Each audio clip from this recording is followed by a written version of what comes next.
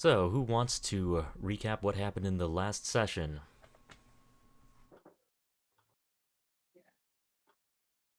A lot of things happened in the Perfectly last delightful session. evening cruise in the moonlight got interrupted by a bunch of ships, from my point of view. Yep, from Stefan's point of Somebody view. else can give a better description than I can.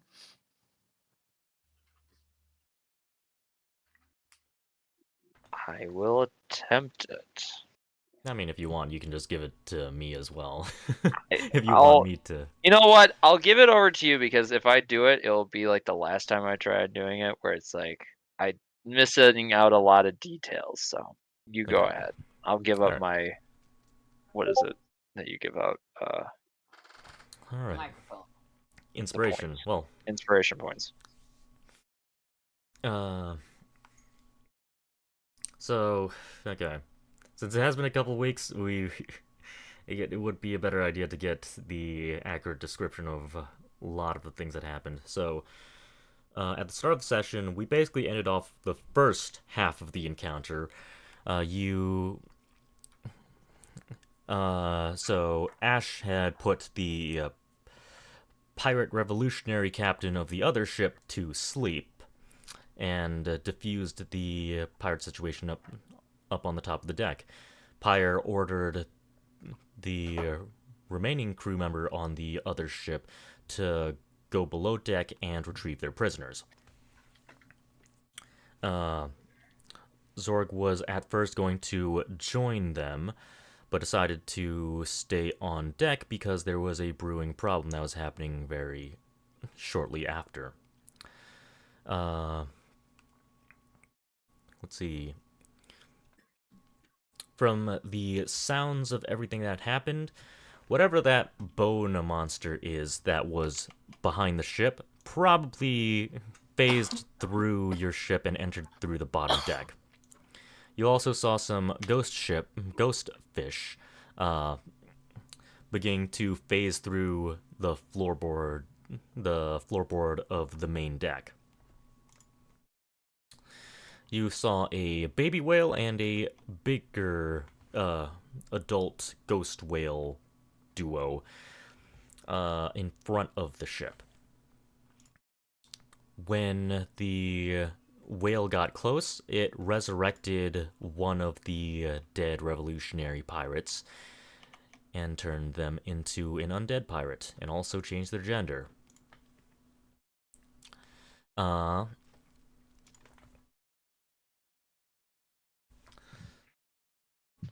So a lot of things happened.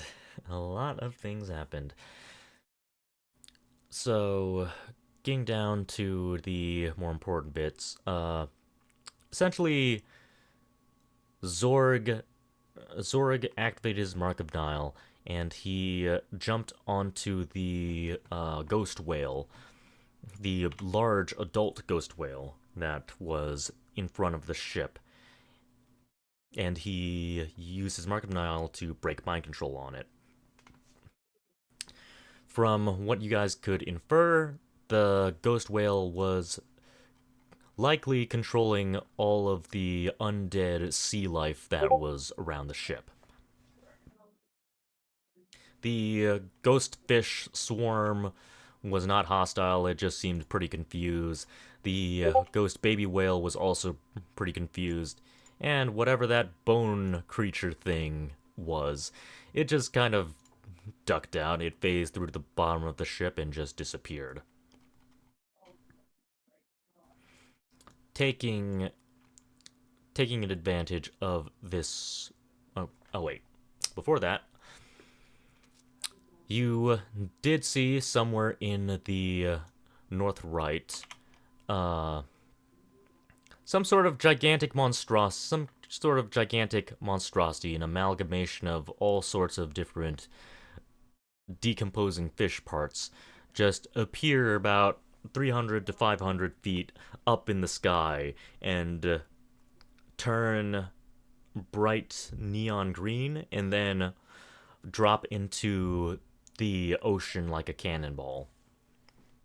It seemed to be after your ship, but you it seemed to be after your ship. So, Ash decides. Well, so the whole crew was getting ready to leave because he didn't want to deal with whatever it was that had just jumped into the sea. I believe some of you speculated that this is probably the Ascendant or the demigod that you all have been looking out for.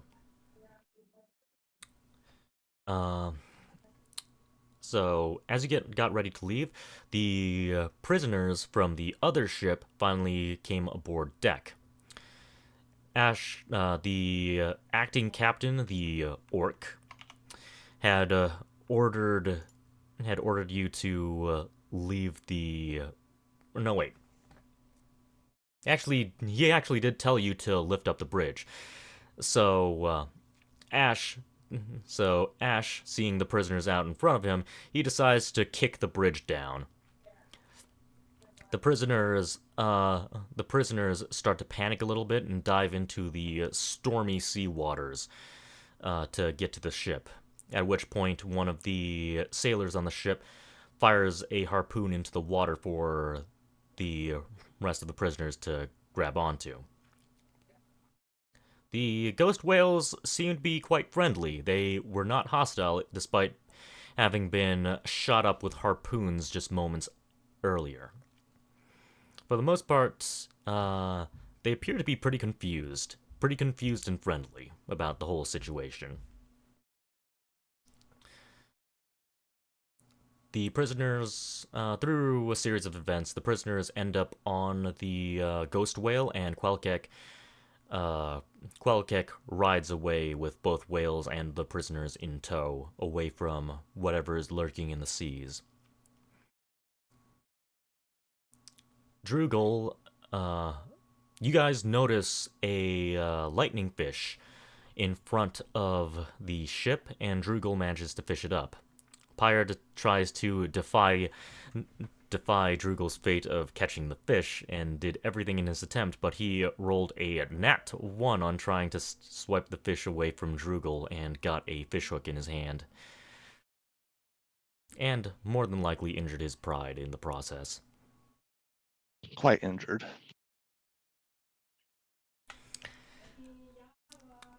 The group does not see the monster from before again. And I believe we ended off on all of you arriving into port. When the whole encounter started, the storms began to pick up and lightning began to crackle. It even hit the crow's nest of your ship earlier, when you were escaping that big undead amalgamation. Lightning was striking even more fiercely around your ship as you were escaping.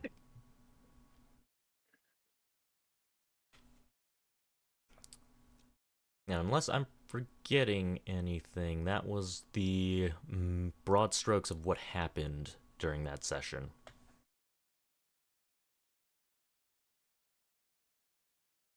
Yes.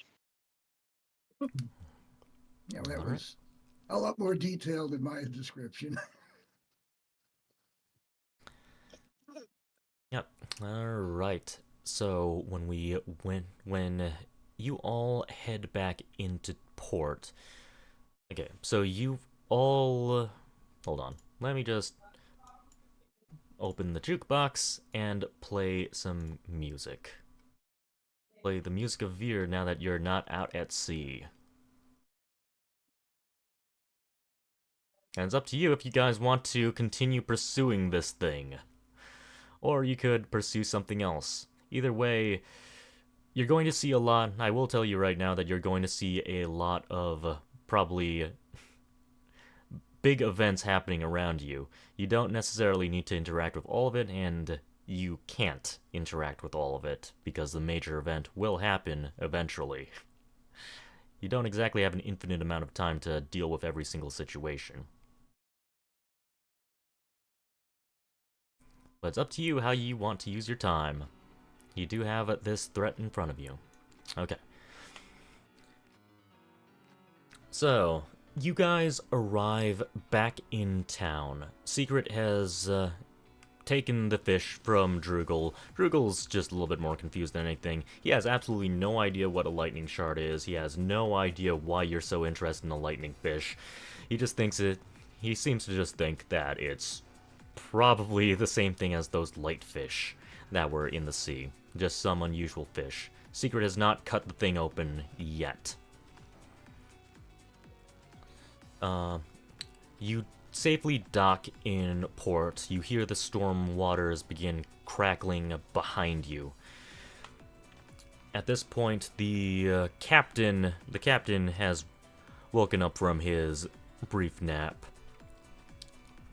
He puts his hand to his head, and he says,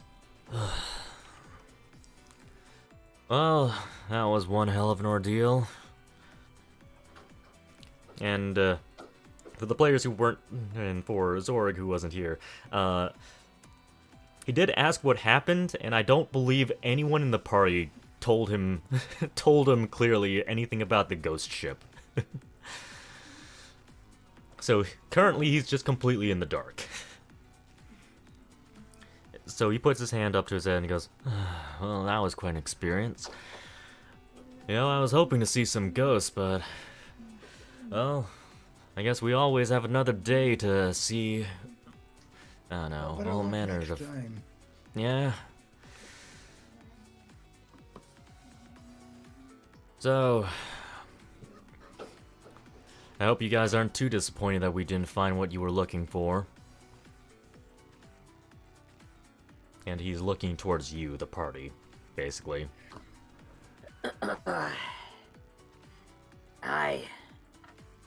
We got to see some interesting fish. Yeah, glow-in-the-dark fish, as well as whatever the thing he's got right there, and he points to the crackling lightning fish that Secret has. Probably put it away in his bag. Yeah, there's a lot more activity than I was planning on. Well, I hope that the stormy weathers didn't disturb your picnic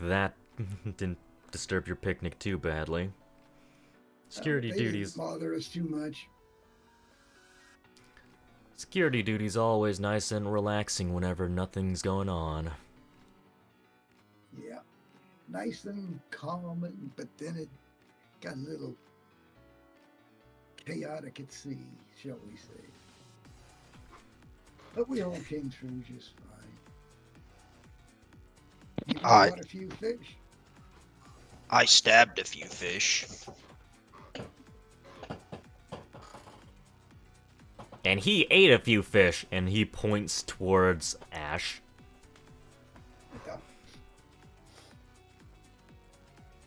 Ah, I right. had to inspect them. First off, I don't think eating fish is the healthiest thing. Now, I'm pretty Now- sure 2 of those fish were poisoned. I mean, it wouldn't surprise me if we caught some poisoned fish in the ecosystem. There's a variety of fish. Who knows? He's a lizard man. Maybe Yeah, he's both of immune to them were poison. glowing. If not, hopefully I can find an antidote. Or make one.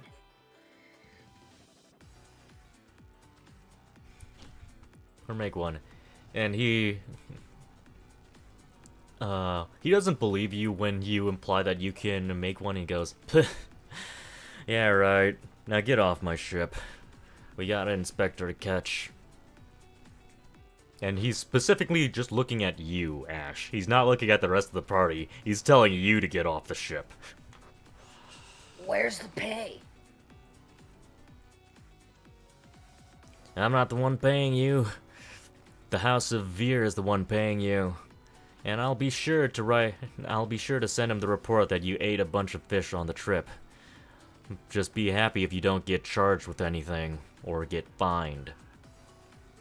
Put it on my tab. You do realize that not paying your debts is a very large crime here in Veer, right? If you I haven't left yet, and you know where I stay. All right, fair enough. Just be aware that if you can't pay off your debts, then you might need to sign away your free will or your freedom. Either or. Don't worry, if he can't pay his debts, I'll buy him. I can always use a servant. Flashbacks to whenever I was in the fighting pit as a slave. Ash gives Stefan a 1,000-yard stare. It's just a blank stare, it's not a menacing one. And Stefan just grinning ear to ear. Well, I don't see what you see in that guy, but sure, knock yourself out. Yeah, you know, he's useful in a lot of ways. He eats things. And he stabs things. At least he doesn't sleep through a whole cruise.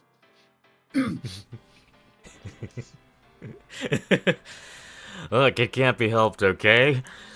I'd like to see you try walking around after getting hit in the head with a mace.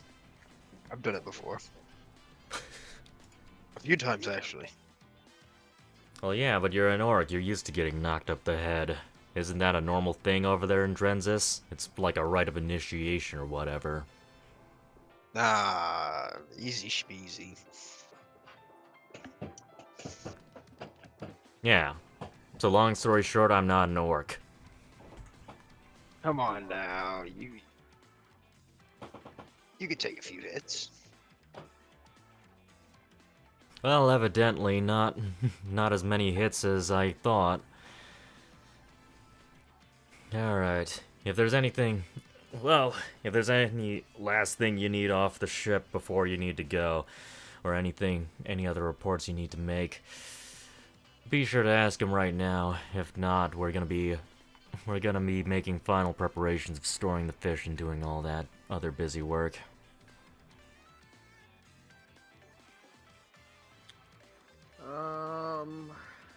Well, damn, he doesn't want me on the ship, so there's no point in trying to sneak back in. I mean, you've got the the boots of elven kind, which make no noise. You could theoretically, it does give you an advantage to stealth. It does, but I don't want to push my luck right now, and I don't know what other, Okay.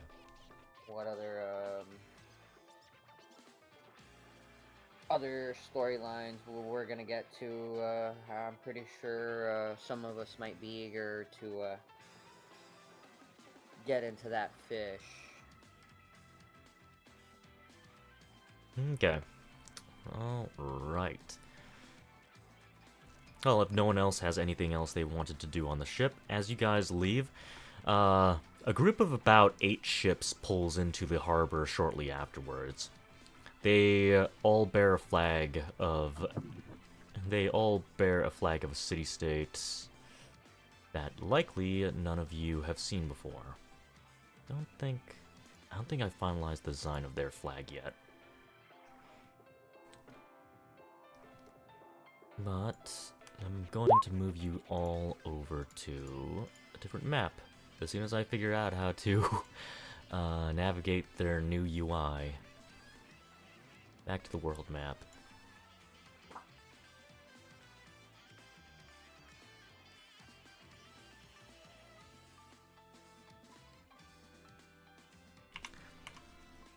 Okay, so let me clean up this.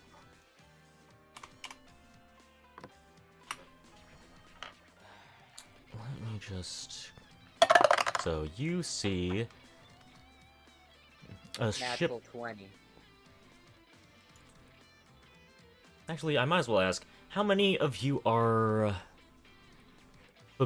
so... I guess if you want to try to recognize the flag on this ship, you can roll a history check. Depending on whether or not your character is familiar with, I suppose, naval powers or seafaring city-states. look and see if there's anything that would give me that. Zorg sucks at history. 11. You are from Drenzis. You did fight in the war. On the side of Keist, I believe. You might... I'll give it to you, Zorg. So... Yes. Wait. Is the +2 from guidance? Yeah, you might want to switch that off. Oh. So that would be 9, actually. You're sure you've seen the flag somewhere? If anyone else feels like they could try at it, I think Ash might be able to since you lived in Harabel before. Would I be still dealing with the Yes. prisoners at this point? All right. So I No, wouldn't- not the prisoners. You were Or, like, arrived just- earlier, but you're at Mr. Veer's house. Okay, I just want to make sure that I didn't need to make one. So History check. Yep. Yeah. And the roll is actually a lot easier for you. Okay. So, so the city-state in question... The city-state in question that these ships hail from is the city-state of Pyunda, or as foreigners would call it, Pionda. It's pronounced Pyunda in their native tongue, though. Pyunda is the island nation city-state. Just looking at the ships themselves, they seem very flashy and ornate. It's with one ship in particular standing out from all the rest as being especially decorated with seemingly gold leaf or some sort of shining metal paint or shining metal material coating the edges of this ship. They dock into the port, and the women, well, the people who were on the ship are all women.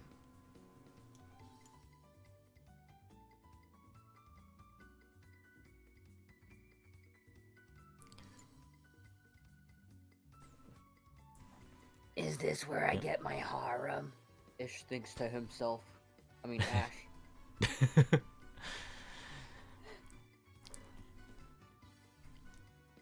Yep.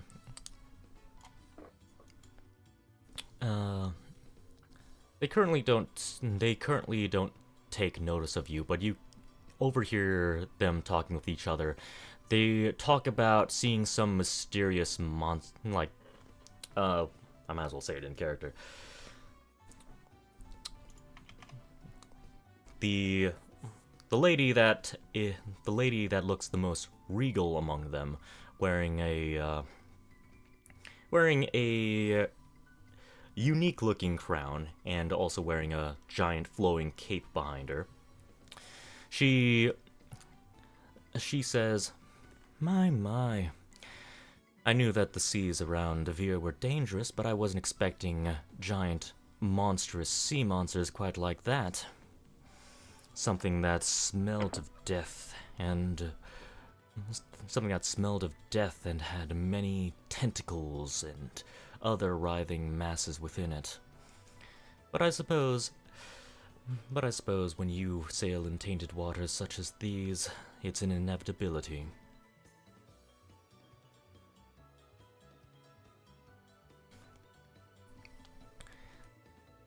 And they do go on to talk about various other things, like where they're going to be staying, what they're here for. They're basically here for the tournament.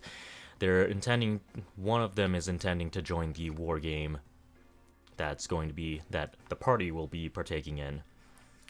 And they talk about a whole bunch of other miscellaneous stuff as well. But if you wanted to ask them anything, they're currently not paying you any mind at the moment.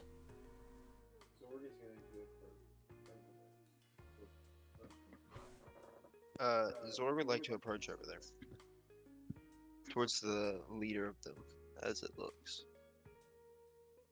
Towards the regal-looking person? Yeah. Okay. As you approach that woman, another woman walks out in front of you.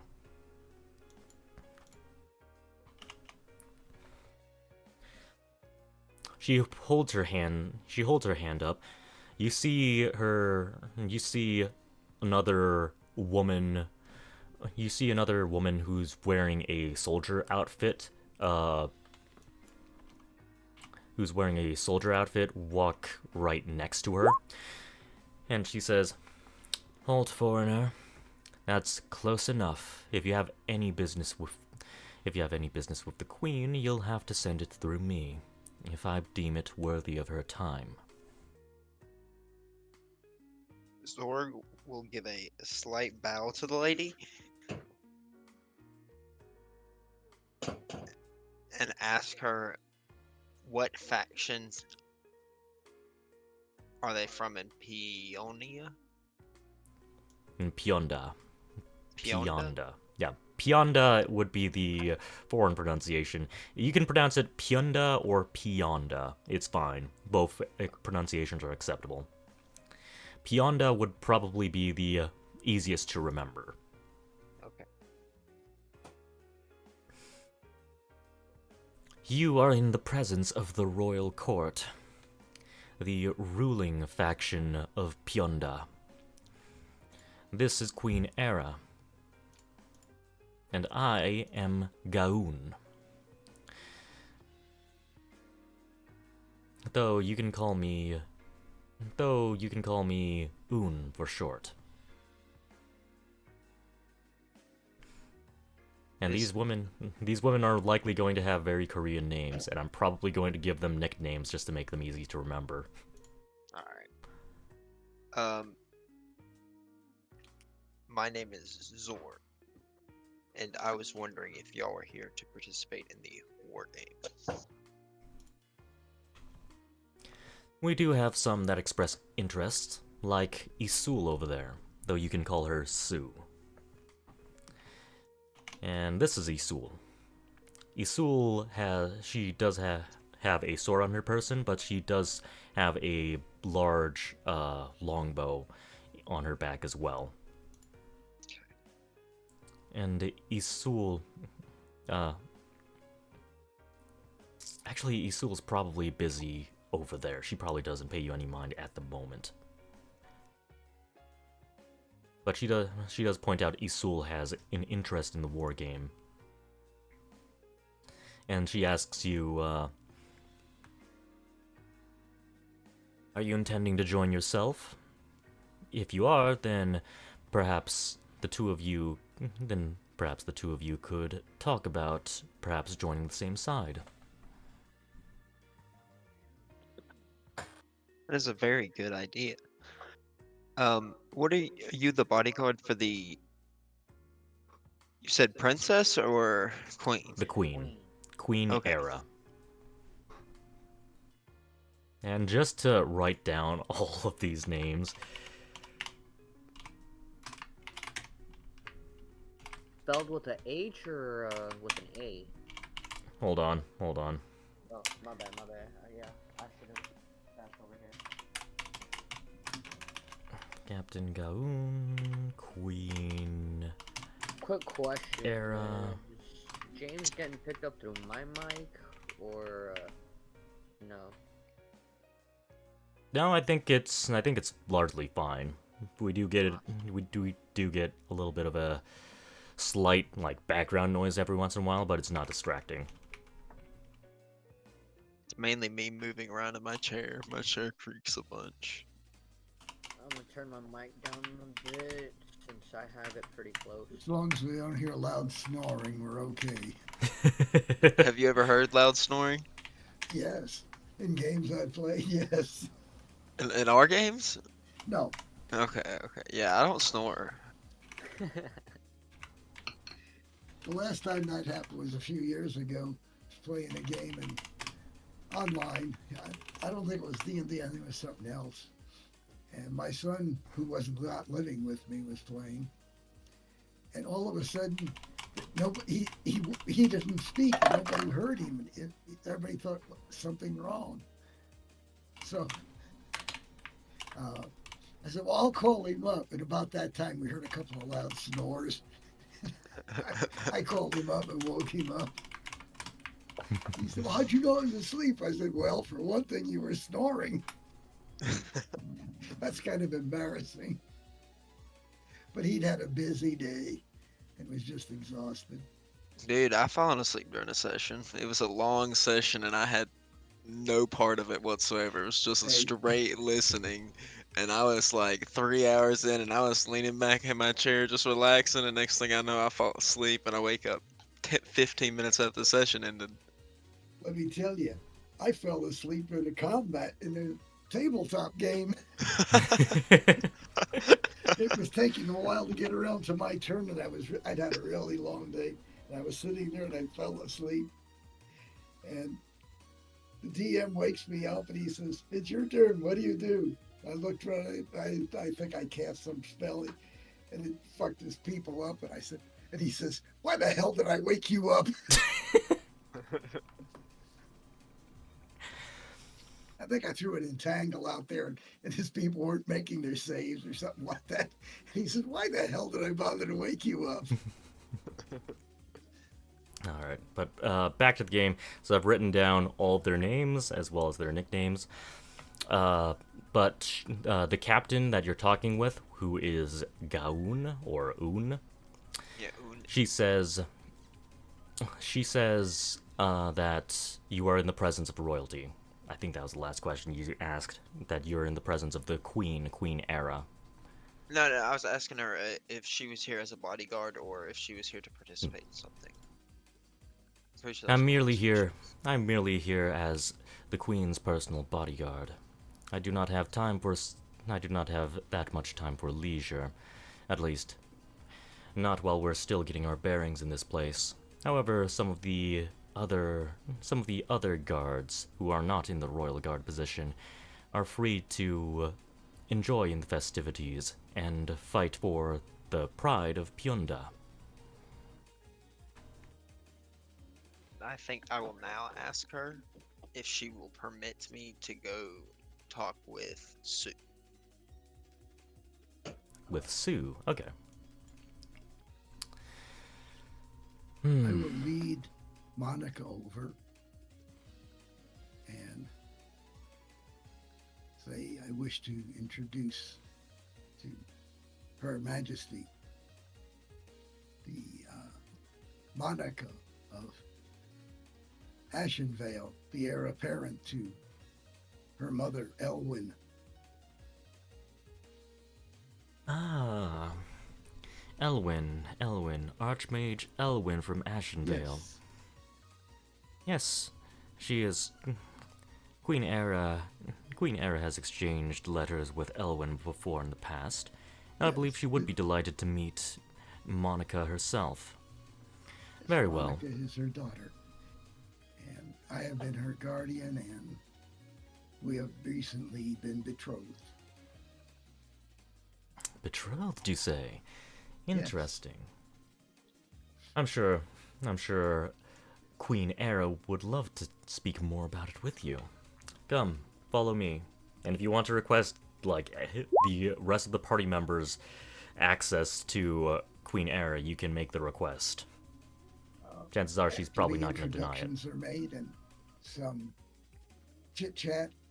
I will suggest that my friends, I'm sure, would love to make your acquaintance, Your Majesty. And to answer your question of whether or not she's going to allow you to talk with Sue, she permits it. Okay. All right. So the Queen and the rest of the party, whoever's interested, can talk to the Queen herself and ask any questions you would like.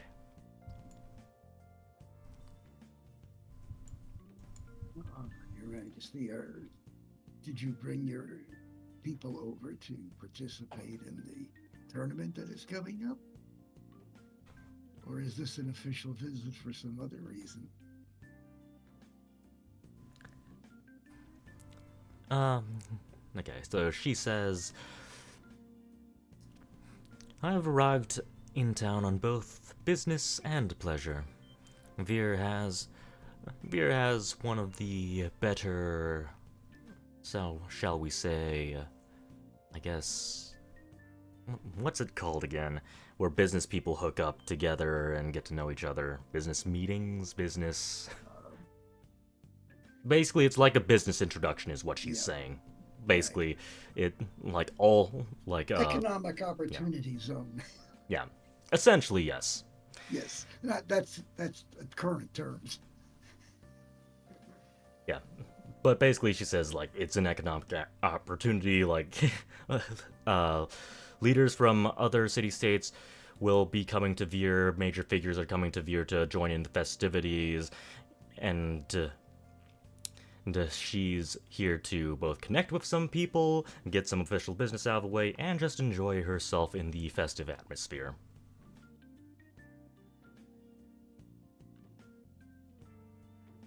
Now that is nice. I felt it would be appropriate for you to meet Monica since she is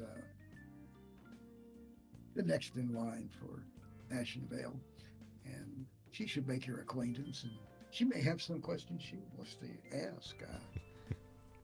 I am merely her escort and consort to be, I hope. Okay. Let's see. Monica would likely have a lot of questions to ask. Yeah. But I'm going You can just say they discuss things for a while if you want. Yes. Yeah, they do discuss a varying degree of an assortment of things for some time. All right. I'll Pan the stand camera. around and pretend I'm interested. Yeah. I mean, be interested. About a royal succession, about all the other things that Pyunda's all about. You do gather, I suppose, things that would be relevant to Stefan is that you do gather that Pyunda knows, well, they're better at both water magic and air magic. They seem to specialize in that in their city-state. They even describe some of the spells that they use to fight off whatever that monster was in the water before it disappeared. Yes, you must have been sailing out there while we were on our little, I thought it was a nice romantic evening cruise, and it turned out to be an adventure.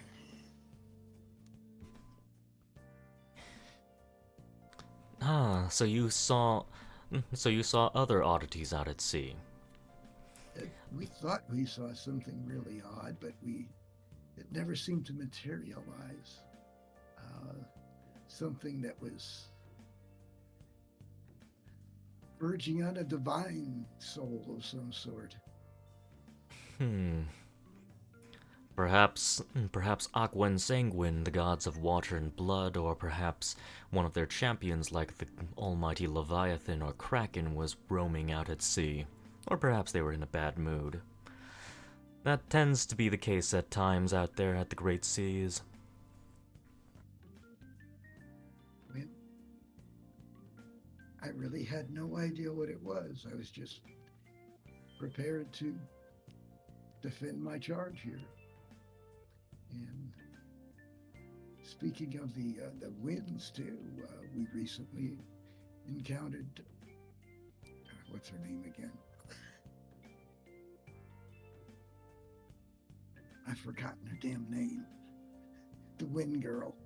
Oh, The Wind Maiden. Astoria from Farwind. We recently encountered Astoria, who was doing wind spells at one of the events at the tournaments, and she taught us a little bit of wind magic. It's rather interesting what can be done with nothing but the wind. Very interesting. Of Yes. course, it was the simple stuff, nothing like I'm sure you or she can handle. Yeah, from her descriptions of how, like, she does describe how vaguely how they fought off the creature in the water, and they do describe some spells that are a bit different from what you've been taught so far. Oh, yeah, I'm sure. Yep. They also do mention at one point that one of their warriors fell overboard and they shot a wind arrow into the sea to allow them to breathe. Ah, very good. That's nice. That is always. Gets hit by an arrow to the chest. Breathes. Yeah. No, you got to hit him in the head. It envelops their head then, and they can breathe. Yep, just don't mind the arrow, you know?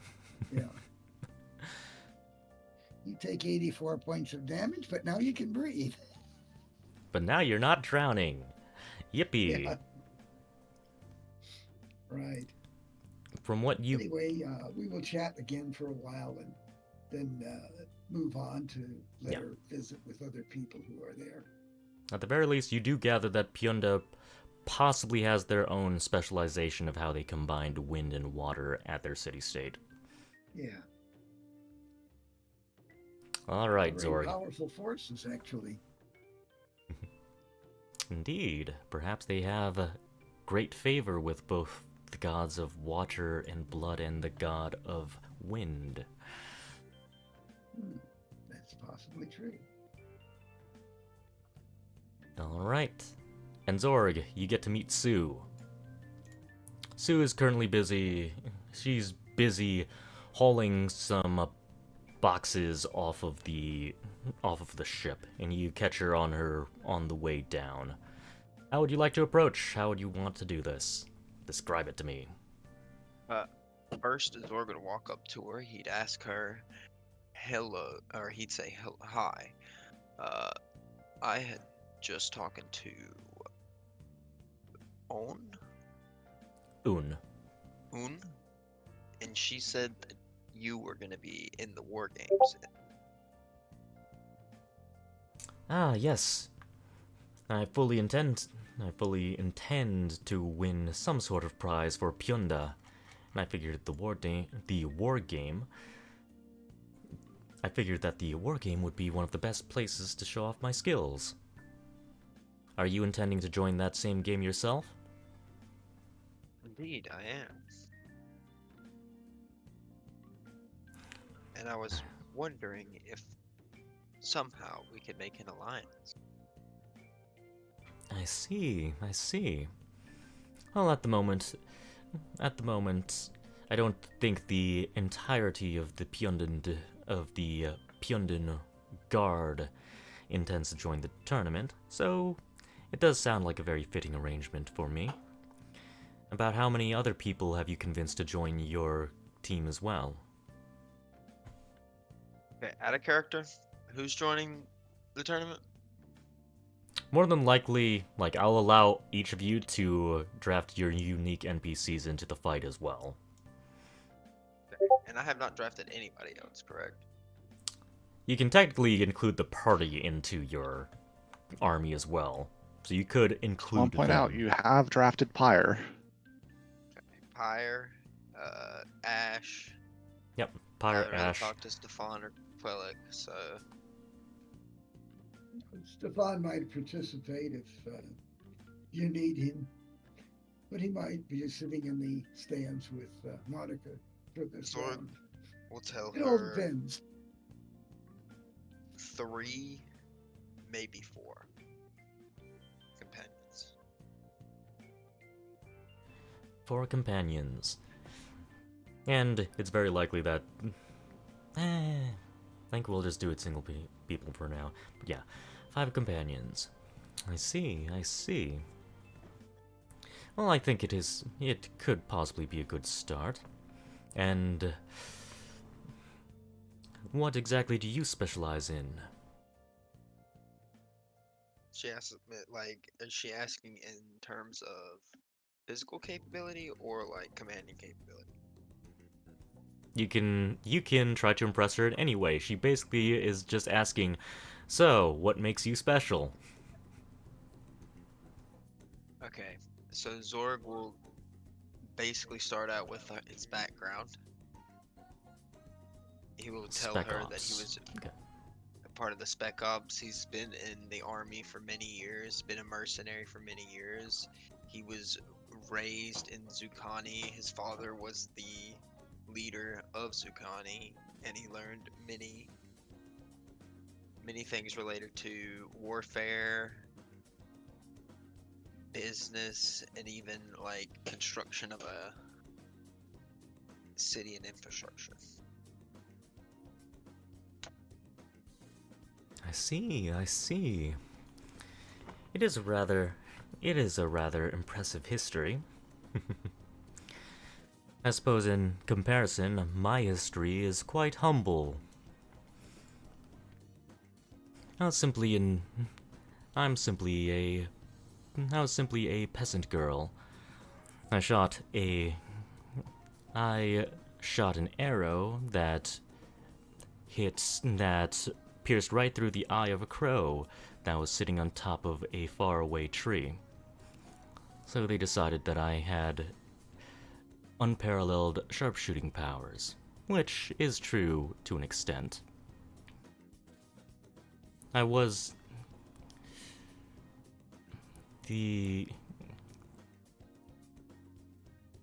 let's see. Don't want to go too far into her history. So I'm just going to say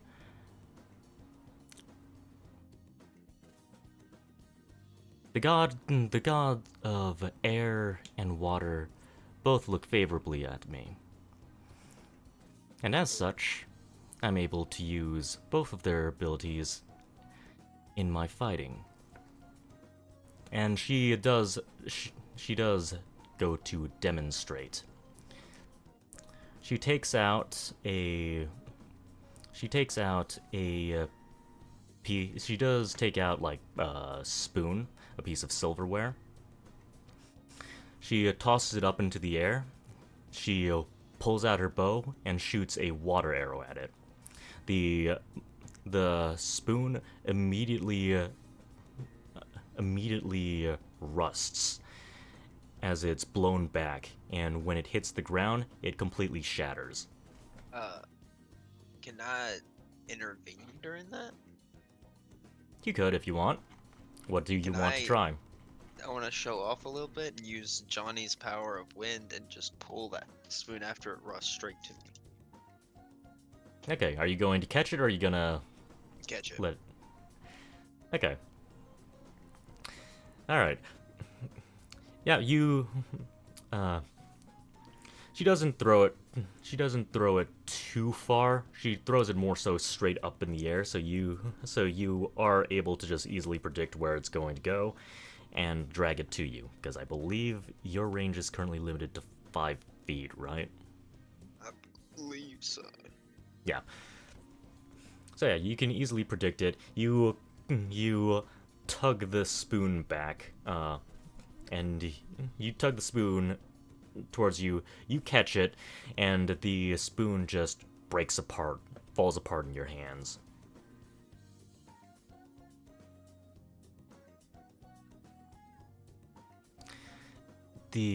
She says, "Ah, I see you're well versed in the wind as well.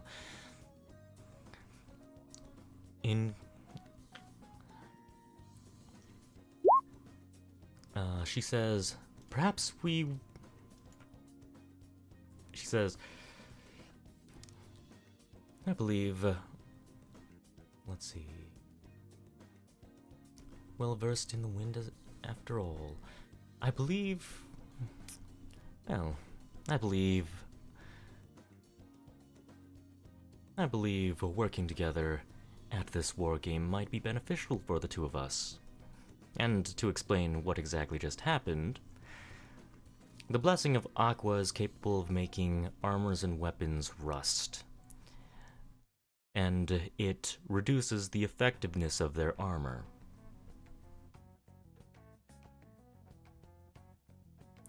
Zorg thinking in his head. Good thing I've never worn armor. Mm-hmm. It's also capable of rusting weapons as well as shields as well, though those are much smaller targets and trickier to hit. At times. Zorg's crying inwardly.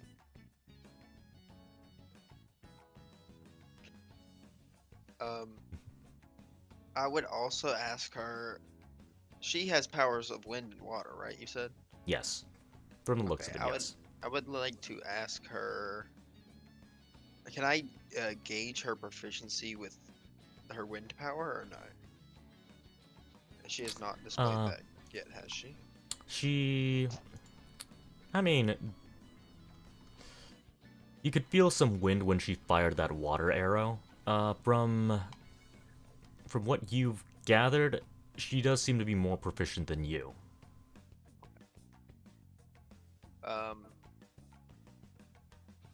I would also like her to ask her if she'd be interested in discussing the power of wind and our, like, I guess, ideas about it, like theories about it, applications.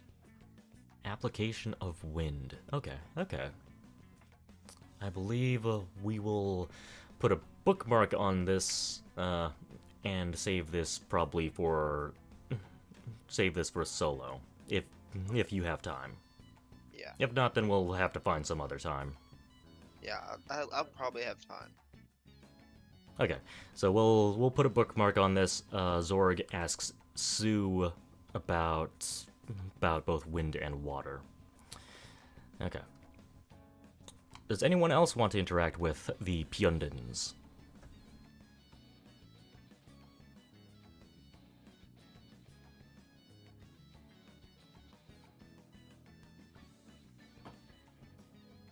You don't want to interact with your potential Nobody. harem, Ash? Come on, go get him, Tiger. He's writing stuff down right now. He's writing notes. They don't need to know I'm a good D&D player. No, JK.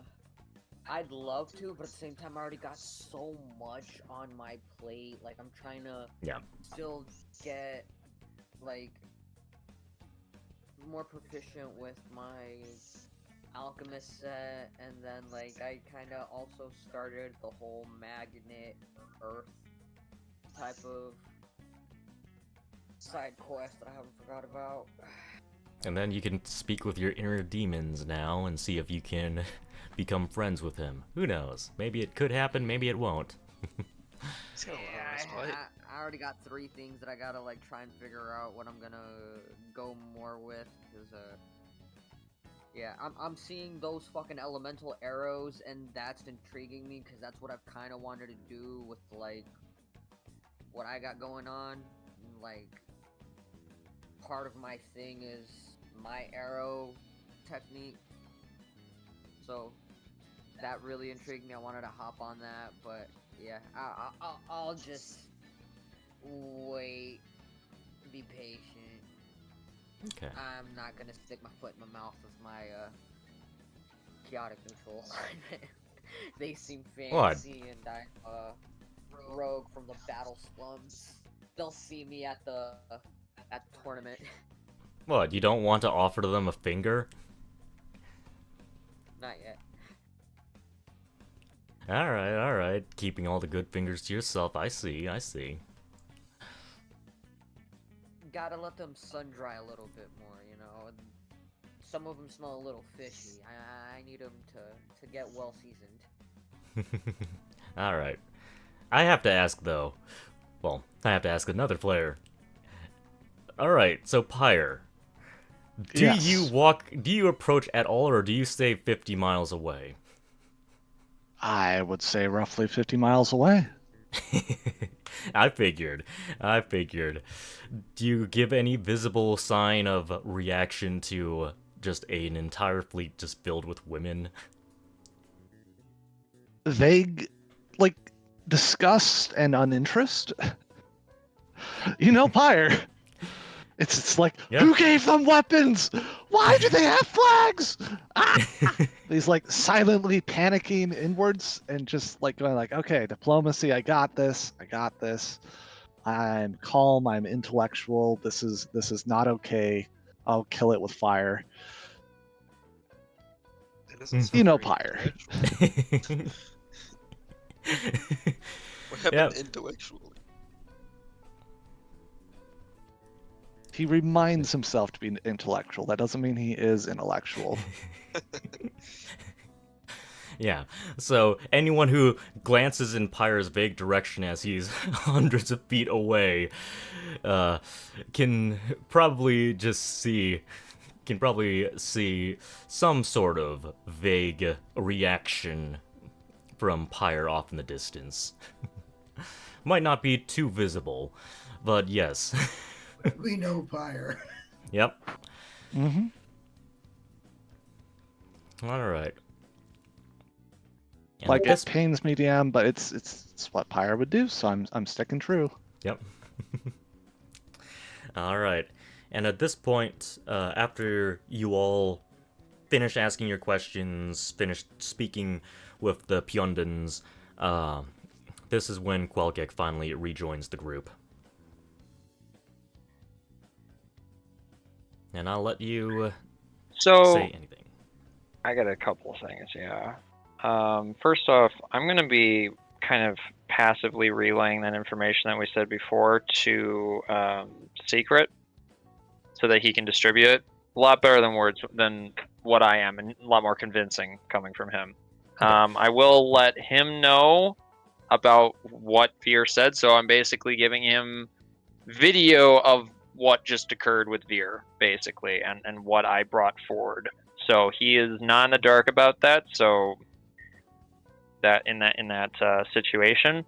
As for the rest of the party,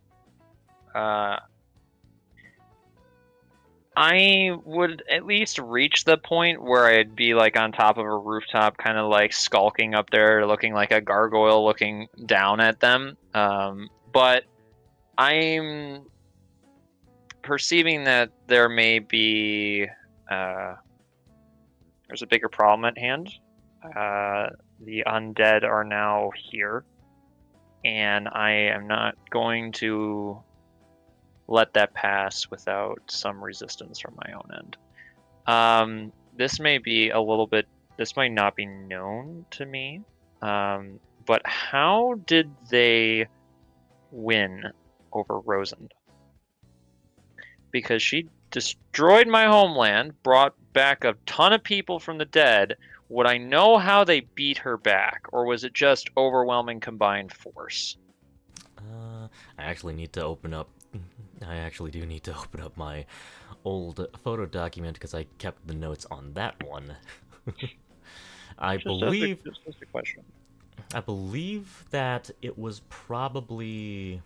I believe that was likely a combination of Lumen's light magic, because Lumen can undo necromantic effects with some of his light purges, as well as send the souls right back to the heavens.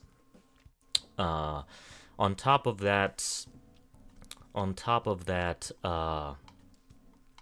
I believe Zygon might have also been involved as well, and he can. I don't want to spoil too much about it, but basically he can vaporize entire undead armies and leave nothing left for them to regenerate from. That being said, you don't know anything about the soul binders proper from Rosenthia, so I can't say that part of the information. Yeah, more so just general terms, like, what I would have heard from people. So the Lumen one's good knowledge. Is there any? I would like to go someplace and learn more about Lumen, particularly about two subject matters. First off, the abilities of those under him, specifically the abilities, not the general worship, because Zenova is who I'm going after right now, or at least that's what I'm ascertaining to be a part of.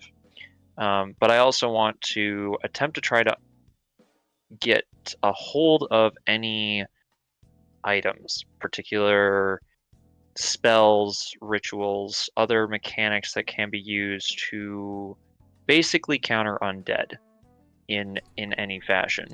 Oh yeah, no, I know that look, and you're probably thinking like, how does that work? Yeah, it's Well, more it's more about so. It's more so. So your best, closest contact is more than likely Secret, and Secret. The very first thing Secret's probably gonna say is, "Well, wouldn't that be a problem for you?" The second they find out that you're undead, yeah. they're gonna try to purge you. So maybe I That should do the talking to start things off. Maybe you do the talking through Secret with the light cleric, just so that there's if no complications. if he's willing to, on kind of like in the background, do a little bit of research for me on that, that would be great. Because I assume he hasn't necessarily looked into it. He's kind of relying on holy water as their counter right now, and that's not enough. So I'm Well, just wondering, like, if he sees it as a reasonable plan to go and get the one thing that isn't just vaporization. That's like the disintegrate spell. That's late game stuff. So I'm looking for something that I can wield or deal with, even though I'm not that high level. I don't have, all this knowledge and power. so Secret will inform you, since he's got the proper cleric religious training in this world. Like, with the exception of Stefan, because he's currently one of the scholars from he's basically a scholar from Ashenvale. Most of the time, if you want the powers of particular gods, you actually need to pursue their worship in order to gain their powers. So light mages, even though you've seen light mages, you've seen two light mages that were working under the employ of Mr. Veer himself at the town hall. Even though you have seen those, you are unlikely to just gain the ability to cast those spells off without any prior devotion. Though it is possible that the clerics might be selling, like, say, in a sense, it's like vampire hunting gear, like undead smiting gear that might have, like, a single charge that recharges daily of a light spell that isn't nearly as powerful as an actual spell cast by a cleric, but is something to help fight against the undead. It's possible to procure some of those. Anything at this point. I'm looking for. So it sounds okay. So there's magically infused items that are limited, but at least they're there. And of course, I'm guessing I wouldn't be able to be trained, so that was kind of out of the picture. But good that that's clarified. So yeah, I'm looking into that. I don't, even if it's through more dubious places to try to get something to counter it. Even if it's something akin to not destroying, but a control method. Controlling undead. Something, even if it is simply just to basically fight fire with fire. I've never researched this because it never came up. It was just sort of a hiss. So, like, maybe repel undead? Well, that's kind of I just assume maybe, but that's more like something that I'd expect the light priest to maybe have, is like a relic that can do that. I'm more talking about literal necromantic powers that can be utilized to try to counter it by basically telling them to go, basically go jump off a short pier, basically, to all the undead. I mean, so you could ask Marius Wickman. He'd be the obvious choice to go and ask some of these necromantic questions to. I'm well aware of that, but that's for separate out of character stuff, as you mentioned. So I guess maybe just make a note that I might want to ask about that. Other than that, anything that's just like through anything else besides him, I'm looking for anything. I'm collecting, like you said, the vampire kit here, because I don't have anything currently to try to counter this, and that besides holy water, and that's so limited.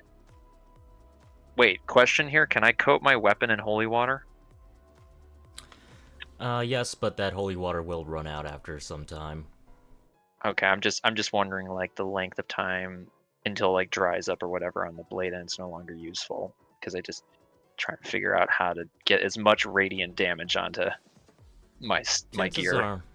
Chances are I'd probably allow it to be something like 10 minutes, maybe 10 a little bit longer. It's probably going to be a little bit variable if you're in a war scenario or if you're in a single combat scenario. Okay, just wanted to know that I can do that. Yep. Or it's possible. Numbers can And- be dealt with later. And should also be emphasized that not all undead are vulnerable to radiant damage. Sometimes it's still just neutral. Would I know what everything is? What's the most effective against any undead? That, like, just force damage or just magical blunt damage? You know, like the. With fire. Well, that doesn't always Uh, work. I mean, it would be like the effective stuff would be still more specialized, because the light clerics would have spells specifically for fighting undead or specifically super effective against undead, as well as the soulbinders of Rosenthia would also have things for controlling undead, suggesting things to undead or repelling them. Man, that Okay. D&D movie had an awesome fucking sword. All right. Well, so it sounds like mostly my contact will be who I go through. So just like through, if there's a place in the city that I can try to get that either through secret or through a courier that I can pay them to go and grab it for me, I will do so. But if Secret's telling me right now as I'm up on top of this, seeing, all these ships come in and kind of seeing the later portions of everyone dispersing, he's telling me this all, and I'm like, okay, well, seeing this situation, I think it's better to just be more patient, and we'll go see if anything's in town, and then we'll deal with it then. But for the current time being, I guess I'll have to somehow figure out how to get the party's attention without everyone else noticing. But that's gonna be difficult. So, I might do this. I'm gonna use prestidigitation to cause a small symbol to appear just in front of Stefan. And I'm going to make the symbol appear as a small, just like the outline of a small blue flame, flickering out and then disappearing. I'm sorry. I'm going to go off on a little bit of a tangent here. Like, the whole scene that you've been describing in my head, I just wanted Mary's Wickman to just be there and just say, well, if you're trying to be a bat, you should really be hanging underneath. You should really be hanging underneath the roof corner. Because the whole time I've been thinking of just you're standing on this rooftop as Batman, and now you say, "All right, I'm gonna make a symbol." I'm just thinking the fucking Batman symbol just appears in the fucking sky. Dude, I would. Listen, I know.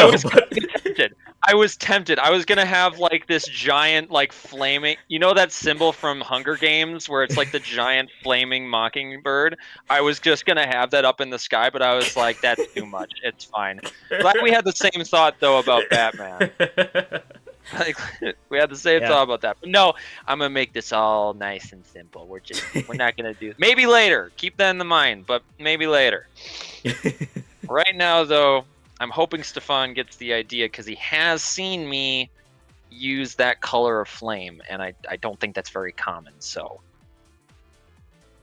I'm gonna guess so because he saw me shoot a bunch of firebolts at an undead that was already skewered. So there you go. Ooh. Is this a ghost, Stefan? That depends on when you're doing this. I'm gonna do it when it's most inconvenient for you. Whenever that would be. so that The it is the most Is when inconvenient- we are talking to the queen. excellent. I'm gonna make it appear just above her head. Just above her head, just a flickering flame that disappears within like a second. Just because I want it to be like one of those times where it's like you definitely notice it because everything else you're so focused on, you're like, that's not supposed to be there.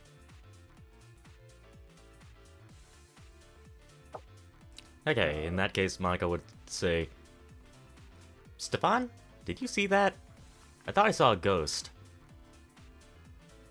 Looks like a little blue flame of some sort. I'm going to look to the bodyguard and see if she made any reaction to it. Yes. The immediate reaction, the second Monica says is that there's a ghost here, the immediate reaction is that all of the guards are in battle stance, and they move the queen away. And they pretty much wait for the appearance of another ghost. A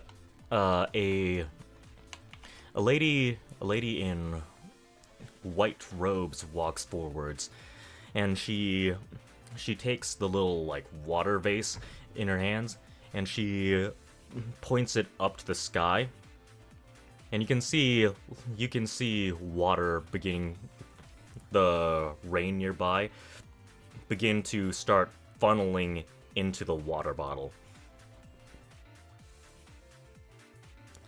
And it's funneling a lot of water into it. Basically, you can imagine kind of like a little rain vortex beginning to go into the bottle. I would hate to be on the other end when she lets that out. I look at her sucking it all in, and oh my, that's impressive. And she the puts rainstorm right around us is sort of dissipating. Well, not exactly dissipating. Well, I guess it is somewhat. It's somewhat weakened. Yeah, But she puts her. It's just hand- like a light sprinkle now instead of a storm. Yeah. And she puts her hand over the top of the vase, and she says, If there were any ghosts or undead nearby, then they should be trapped within the vase now, or they would have fled." Very good. Don't know what it was, but it was not something we needed to see around here. I will look around to see if I see anything that might have caused the problem. Could technically see me. I mean, Probably. I mean- Do you want me to make a stealth, or is it? I'm trying not to be is- seen, but I mean, it is cloudy out. You don't really see a moon out, so it's My more perception's black. not terribly great, so let me roll Yeah. it. You can tell me I don't see him because it's I do- not great. I do have a question though. Hey, how close is Secret to that jar thing? When it starts doing its soul sucking. Theoretically, Well, it's Secret not probably would have been sucking talking souls with 'cause we Era. know the soul will suck. Whoa. Secret would tell you that this is effectively a reskinned turn undead, but matching the element of water, basically. It's Does it close to affect- that. Yeah. Okay, does it affect my connection with him? Do I feel like the line be tugged towards it? No, actually. Okay, More I was just concerned for you should be. Will you be sucked off the ledge into it? well. Listen, that's why I was saying. Like, I was wondering if it was gonna be like a rope thing, like it's attached to me, and all of a sudden the rope starts getting sucked down the tube, and I was like, I'm attached to that. So that was kind of what I was worried about. But that's good to know. Thank you.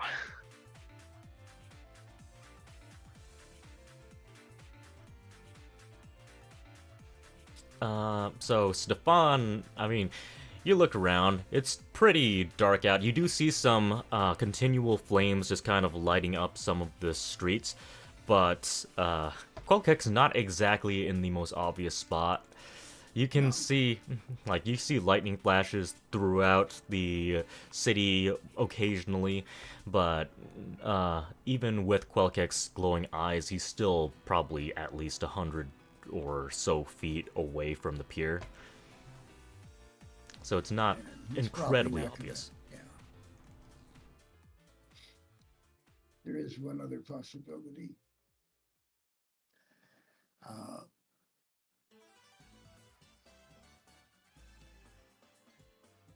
I don't remember. Let's see.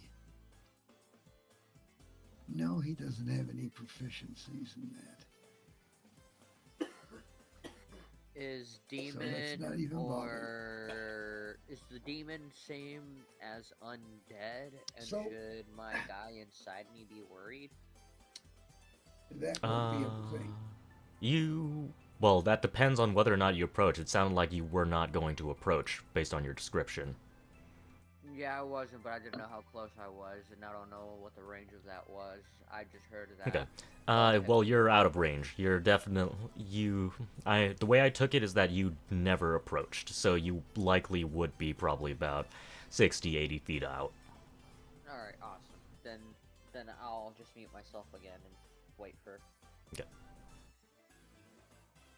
That wasn't what I wanted freaking at all, but a good thing to know, especially about their abilities. I think the next. Oh, how do I?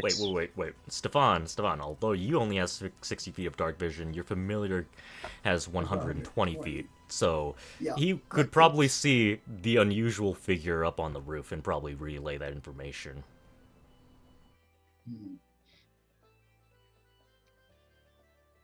I'm not going to say anything because I don't want anybody to look. But I'll make a note to myself to check and see if it's what we think it is, or what my familiar thinks it is. Would I be able to see his familiar, or is it too? No. No. Okay, gotcha.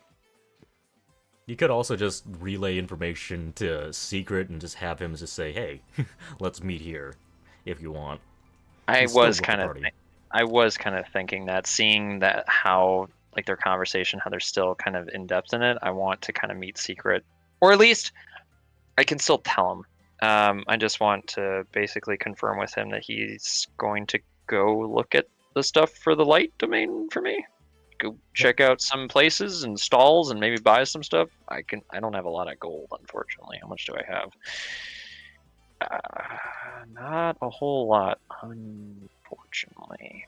Oh, I only have 82 gold. Okay, well, we'll hope that that's enough for something. Yeah, you get a couple Hey, of books and I'd like to matches. go on a shopping spree with them. I would also like to know if there is any. I really haven't thought about it, but now that I'm thinking about having to buy stuff, before it was just I was able to use, my magic to help people, and it didn't take very much. But now that it's like getting up there, I'm suddenly realizing I don't have the gear, equipment, nor anything to really face what's happening right now. So I need to find some way of getting some cash, some gold. I'd be more than willing to share my riches. I want to go on a shopping spree. That an Oh. easy way to get money would be to participate in the tournaments, especially the war game. Like, a lot of these are prestigious with rewards for people who win. So you could participate with the party in their upcoming game. Maybe he needs that Big equipment money. before the war game. We want to be covered to ace the war games. That's true. I'm perhaps, but that I'm not necessarily great for single combat. I'm far more. My history is ambushes, dealing with people in a group. Sort of like I have the advantage in the scenario. A 1v1 or even a team one, that doesn't work very well. I wouldn't think so, at least from my knowledge of where I came from. That's not really how they did things. So my idea is to go monster hunting, because that's something that the Sands Okay. I would have to do, is go hunt creatures, because that was my food.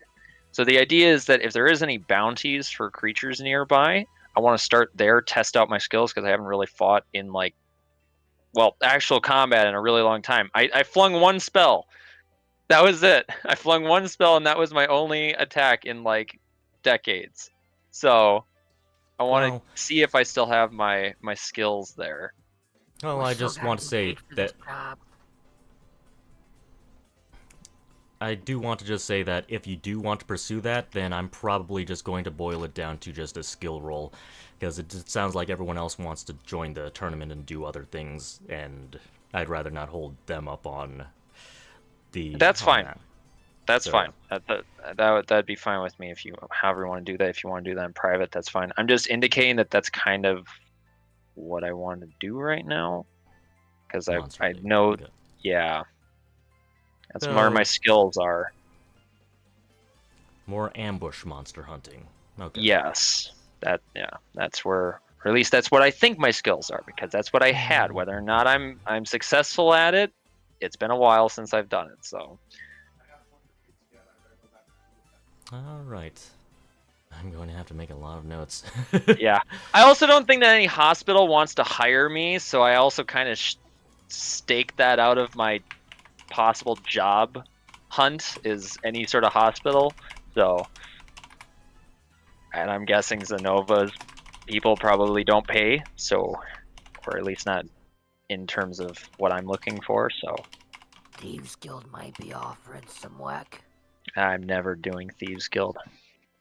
That's too low. I already did that, but I that part I'm not going back to in my I'm history. not but- gonna be offended by that comment. Well, that, you know what? Mhm. You should be. Not you as the person, but Ash is the person, yes, should absolutely be 100% offended by that if he could hear me. That is a direct attack at your occupation. Anyways. So, besides that, I again, a lot of stuff, but I'm going to...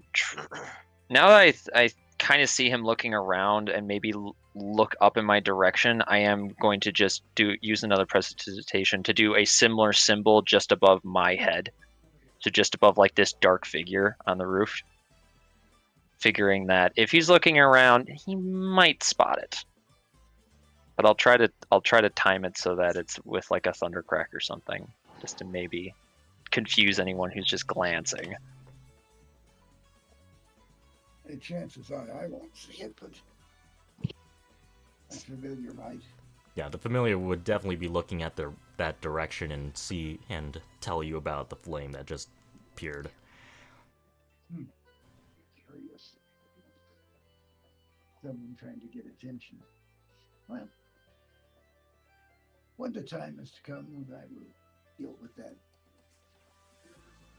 For now, we're dealing with the Queen and her party, and we're pretty happy. Yep. It's nice to meet royalty and rub elbows, so to speak. Okay. I'll just file that back in the back of my mind that somebody's trying to get attention. And let's see. What would be a memory thing? Would it be insight to think of who it might be? Yeah, I think so. History. I think insight's more so like reading people Well, and somebody's doing something with an intent, is what I'm thinking. Okay. And I'm thinking, Reading, what would trying the to intent- interpret that. My, Yeah. my I'll allow it. rolls. Yep. Like 2 on one and 1 on the other, so Yeah. it really insight. doesn't matter much. Insight would be if you're trying to discern the message of what Quelkek's trying to do. Yeah. Well, I'll just go ahead and hit a history for you then. Yeah, I just can't seem to remember where I've seen something. And Okay. I can't talk to Monica about it in front of the Queen, so All right. we don't. If Or do we have a mental communication link? I don't remember it as such. I don't know. You won't have I don't think a. we do yet, at least. You don't have Maybe a mental someday in link the yet. future. Yeah. But Perhaps. right now, I think we have to actually talk. Yes. Is there Anyway. anything else you wanted to do with the Queen. If not, then we can. No, move actually, forwards. we just kind of wanted to meet and visit Yep. for a while and give her a chance to meet Monica and, establish a rapport that in the future may be necessary if Monica takes over the Indeed. role in Ashenvale. Actually, it's probably when, not if. Who knows? Maybe Elwyn will never kick it. She has probably been around for a while, and she might Yeah. continue being around. Right. And she may last forever, or she may decide she's had enough and turn it over. You never know. Who knows? Who knows? But for now, it's, it's possible that she may be in line here soon or later, and needs to have the contacts where they're available. Yep. Okay. Let's. In that case. Let me just see. That's not happening yet. Okay. In that case, then Stefan doing whatever he wants to do in regards to Quelkek's action would likely be the next thing that happens. Yeah, probably just take Monica by the arm and stroll off around a corner and stop and wait for a minute to see if anybody tries to contact us. And I'll tell her what, somebody's lurking nearby and apparently trying to get our attention. So we'll just kind of hang loose over here a little bit around the corner and see if somebody comes. And hopefully they'll be friendly. If not, stay back a little and we'll see what we can do with them if they're not friendly. Sounds great, Stefan. Quelkek, what are you going to do? Part of me wants to do something, but I don't want to mess with Stefan in regard to her. So I'm going to avoid doing that until later. But I am going to simply, again, move over to where they are just above them in the alleyway. And then I'm going to basically make, just like randomly on the wall, I'll make the same symbol appear, just glow faintly just behind Monica so that only Stefan can see it. But make it pretty obvious. And then once I see him kind of notice it, I am going to then basically, I don't know if I can technically leap down. Can I get broken ankles from a height of 2 stories, 20 feet down? Do I get falling damage? You'll still take How falling much? damage. Yeah, you're going to How take much? a little damage. Oh, That wait a doesn't do second. much. Even if I Wait. brace myself? It's 1 or Wait, 2d6 is all it is. Now that I think about it, you weigh what, 30 pounds? It's like 50, 1d6. 80 Okay, pounds you'd if we're... still, The first 10 feet don't count. 1d6. yeah, so Ah, man. You would still take 1d6 fall damage, I'd rule. You know what? I'll scamper down 10 feet, and then once I get to the the top of the first level, then I'll jump down and land right next to them before rising up to my full height. How tall are you again? I'm like 8 feet tall. So it's like down in a crouching position, and then I rise up to my full height, with just like the 4 eyes burning behind the scarves and mask.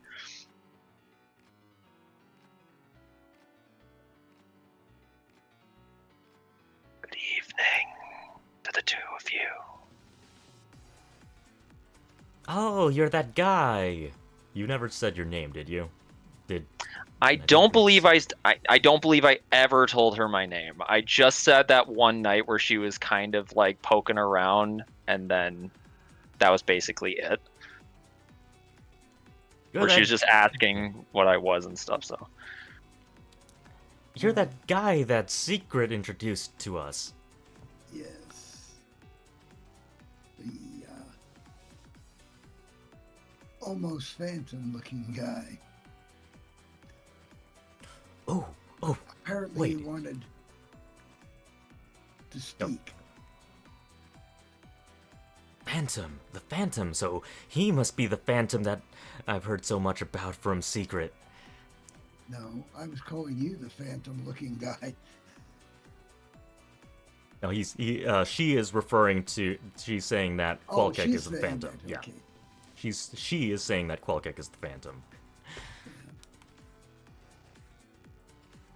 An appropriate term for perhaps what you know of me.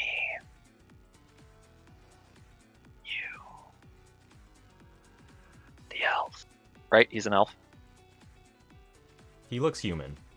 He looks human? Oh, so he doesn't have the ears? Okay, so I wouldn't know that. God, I look very human. Yes. We have not had a proper introduction. I have noticed you. You are in the shadows.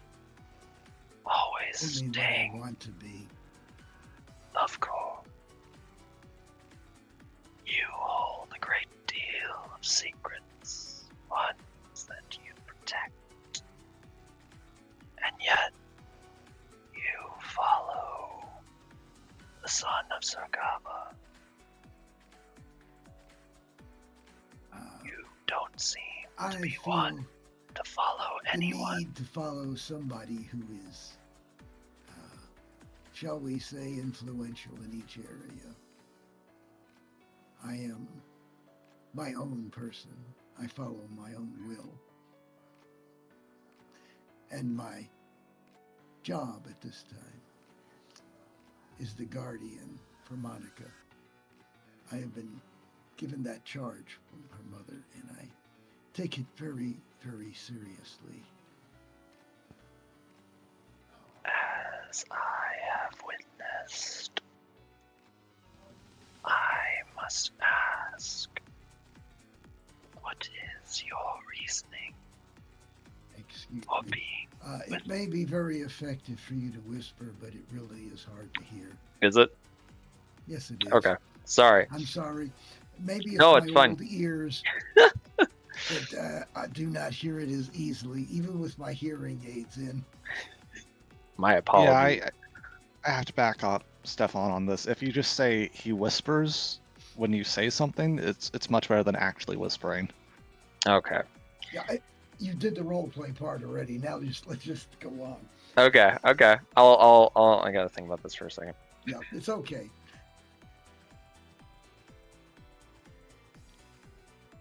What? So where were we at now? I know where I'm at right now. Just give me a second.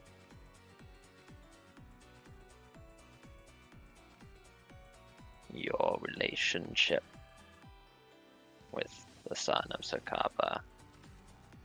You state that you are only doing this for personal reasons. Why then do you follow him? I'm sorry, you'll have to speak just a little bit louder.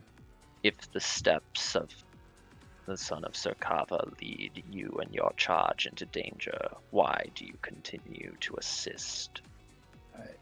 I'm sorry, but you're still too low.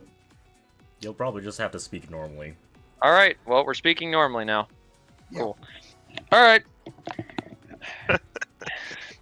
I'm sorry, but You're the. He's it's, saying you are. Why are you following Secret? Why are you following Secret? Why you have personal reasons? Why are you following him? the reason I follow Secret is it is to my benefit. And my charge is interested in what is happening here. And Secret seems to be a very honest and upright person. And there's much to be learned from him. He, in effect, has been our, if not party leader, at least the glue who holds the party together. And that is why I follow him. When we get someplace else, perhaps there'll be another that will step forward and be the focal point of our party because right now we're doing things for Sakava, and naturally that Secret would be the focal point, and that is why I follow him. As you may have guessed, if you've seen me with different people, and I very carefully pull out my chain, and I'll show him my 10 different god symbols on my chain, and I'll flip the other 9 away, and Sakava is still there. I say I generally try to get along with the god where I am.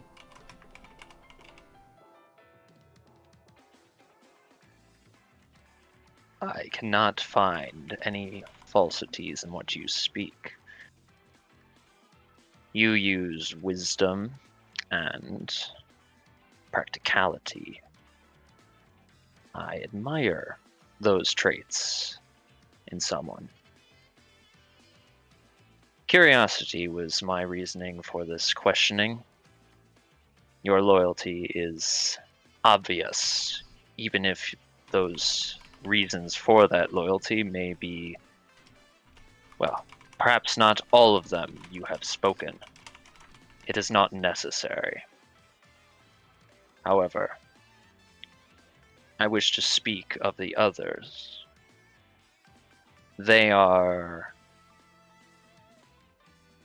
wild cards. They are not cohesive in their alignments, perhaps as much as the two of us. Everyone has a different past, far more varied than anyone should attempt in one group. There's not a whole lot that causes them to stick together. I have found my own feelings and goals and, as you called it, alignment change over the time, and it does happen. People are not, we all change and situations change.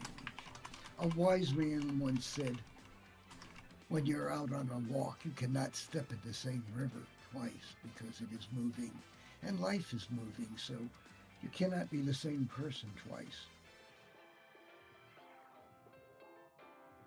Do you understand what I'm getting at? I perhaps do not know the one that you speak of, but your meaning is clear. Those that you step with, are they purely for the reasoning of secret, or do you see any value in them?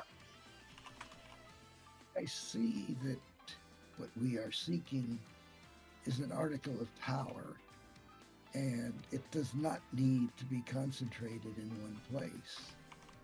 And right now they are scattering it, and I seek to make sure it stays scattered, because one person or entity getting hold of the power that is reflected in these shards could be very, very disruptive to life and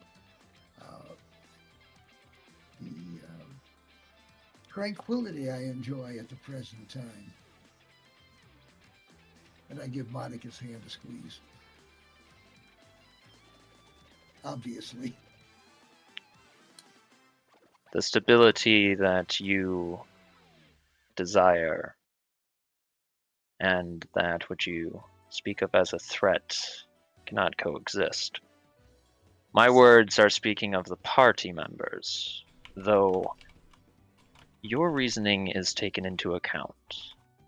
It is far more noble, though perhaps on a personal level than I expected. Party members are what they are. When you go out and adventure and work to achieve goal, you have to have more than one skill. The really chaotic one, Ash, he has a skill that is very, very necessary. It may not be evident all the time because of his behavior, but I have found that one with his skills is almost irreplaceable in a party. And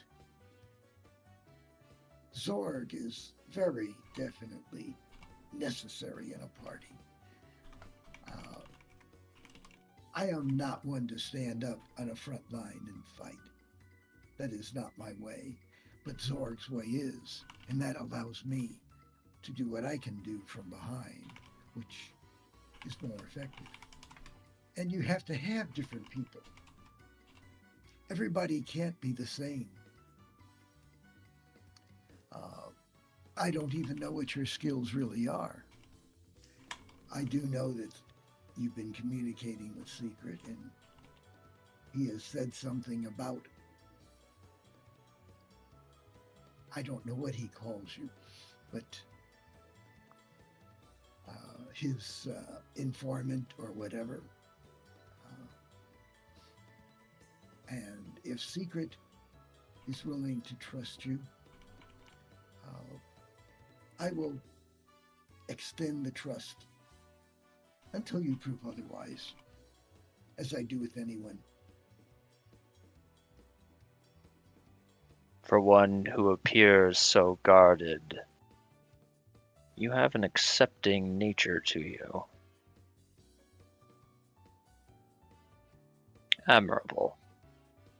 Well, I accept people and I expect to be accepted. I am not always what I appear. And people have accepted that, and that is fine.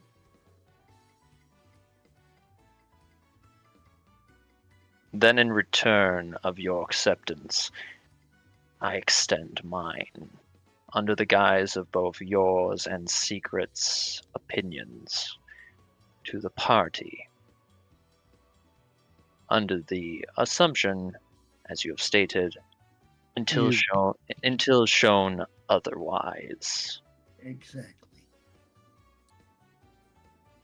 There is always the condition of as long as things go as they're supposed to. Very well. What sayest you, Monica?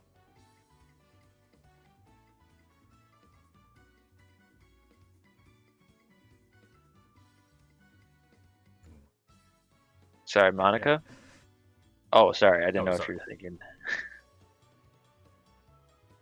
Sorry. Did I? right when you start asking that, I read what Pyre typed in chat. Oh. Sorry, I was okay. a little distracted. Repeat the question for me again. I was just asking, like, what does Monica think? And I'm trying to indicate what we're talking about, but if she takes that a different way, that's up to her. Hoping she doesn't.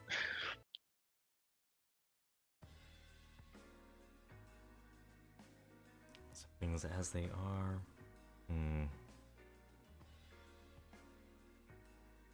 I'm not exactly expecting her answer to be a lot of like introspection or like. Not really. Yeah, like...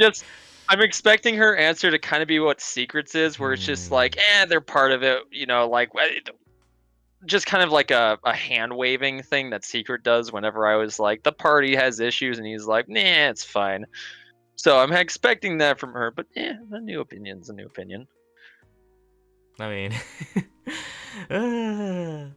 well, I suppose, I mean, I feel like I'd just boil it down to, well, I trust Stefan's judgment. Probably something along the lines of that. Okay, gotcha. Like, I don't, she's definitely not the type to dissect. Dissecting animals, one thing. Dissecting party dichotomy, another thing. Gotcha. Yeah, party dichotomy, morality, social things. That's not really her forte. Her forte's on information. Excellent. I will. Actually, that being said,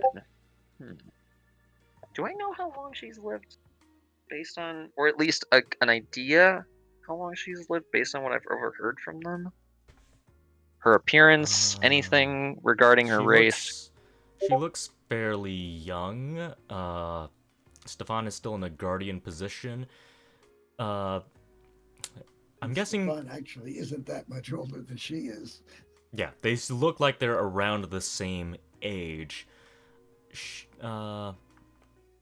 She's probably either in her early 20s or younger than that. Oh, okay, gotcha. Well,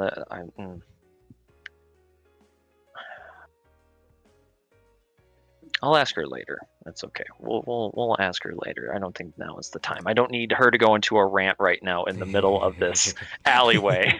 I'll leave that box closed for right now and just give it a. Stefan is rather young, and if you've heard anything, you understand he's the younger son of a duke who was sent out to sell properties, and I've kind of drifted away from that now.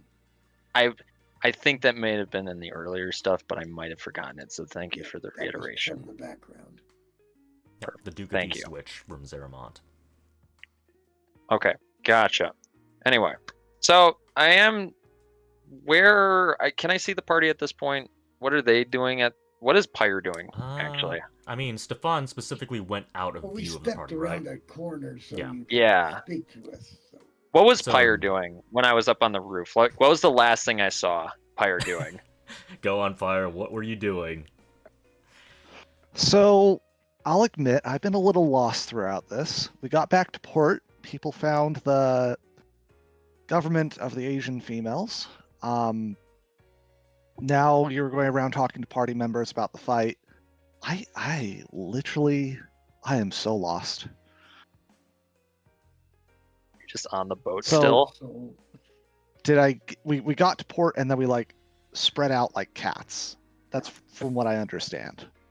I mean, they all stuck together to speak with the queen, and you decided to just peace out, basically.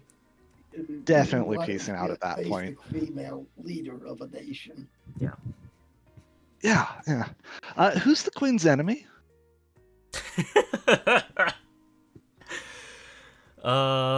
You'd have to ask Mr. Cinders of the House of Cinders if you're interested in that, because I don't think that would be something you'd casually know. Okay, that is a fair point. We're going to go with Mr. Cinders for now. I don't even want to recognize her. She's not a governing body. So I am going to hunt down Mr. Cinders, probably going to his estate or the noble house where they all meet, and take him up on his offer to get to know him better. Shoot. Yep. That's a good thing to do, but shoot. I could kind of ruin it. Okay. Yep. Because as far as did I completely ruin things for you? Because I could be rejected. No. I could say he's not here. No, go ahead and do your thing. I just need to. I have a idea right now, and I want to try to figure it out. He's trying to get acquainted with the party. So anyway, so really I would say between interacting with the Cinders estate, I would be at the temple or with my grandfather working on things. So short of doing activities, those are the two places you would find Pyre most easily. That is where Pyre goes to regroup. Yep, he has been working on something big for a while now, so he should have made it pretty known that he's off to Runescar's place. That quite often. Things. Yeah, it would be obvious. If you make it obvious that you're heading off, I tell you, say hello to your granddaddy. He gives you a wave, doesn't even look at you.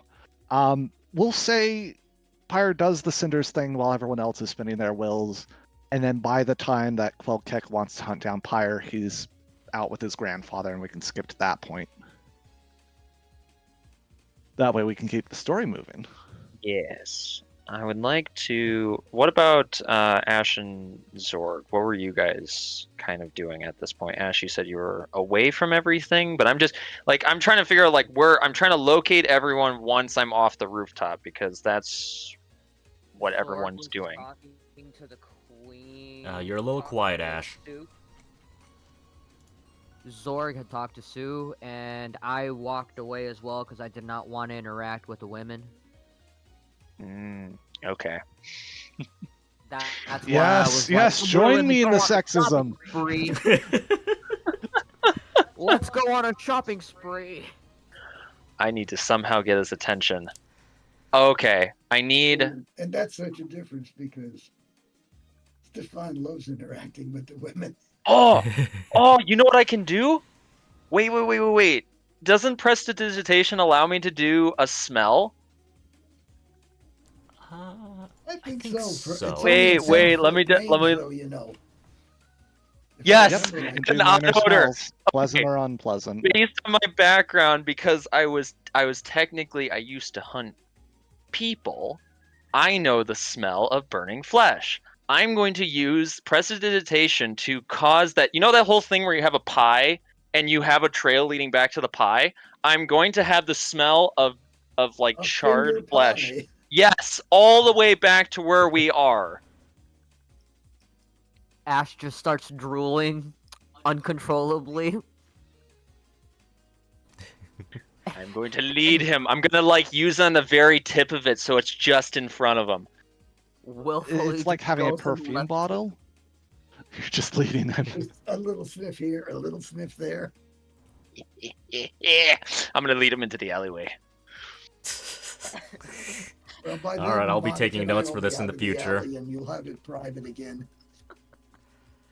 So I'm going to Go finish hang up around with in alleys. Yeah, well he's coming over here. I'm going to finish up with you, Stefan. So your trust in Stefan is well put as far as I can see. And your opinion I will take into consideration. I have come to a realization. You are correct. One must have more than one with them.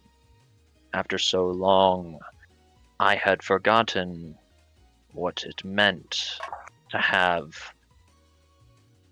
a herd, a group, one that would be at your side.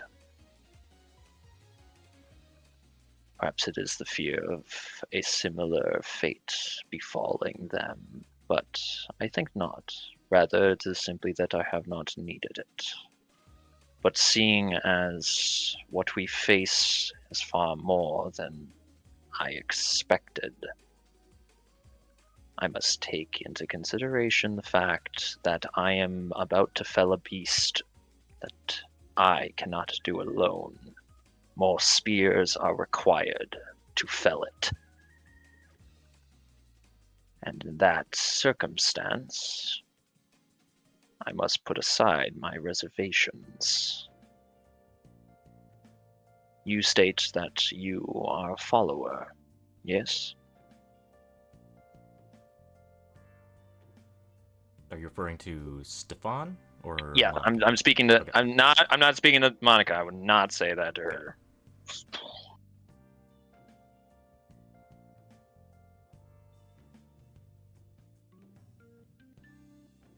We left the alley, so you're talking to Ash. Oh, by I thought. Oh, himself. did you leave? Yeah, we didn't hang around the alley. We didn't have reason to hang around an alley. Oh, I wasn't. Oh, I was just talking about Yeah. doing other stuff. Oh, You start Okay. saying that as you the prestidigitation to get ready to do I have to like dash out. think about it? I guess. Sorry, Mom has Oh. just entered the room.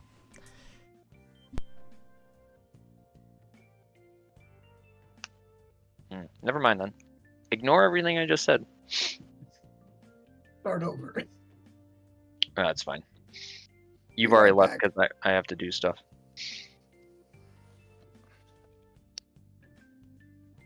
Well, I guess throughout that moment, I will willfully just kind of hypnotized by the smell come around the corner. I know I probably wasn't seen by the other people since I wasn't near them.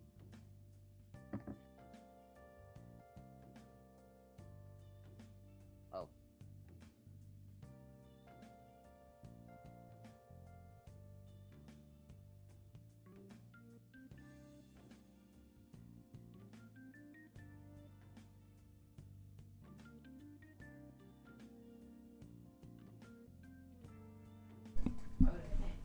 Well, God damn it. It's not going to be easy being the man of the house now.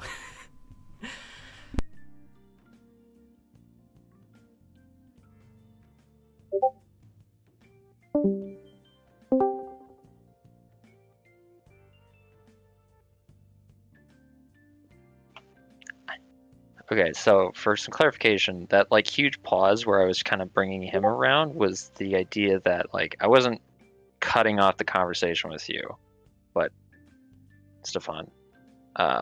More so that like in the back of my head I was multitasking by dealing with that, getting Ash in. So I was trying to simultaneously do tasks in order to get what I needed together.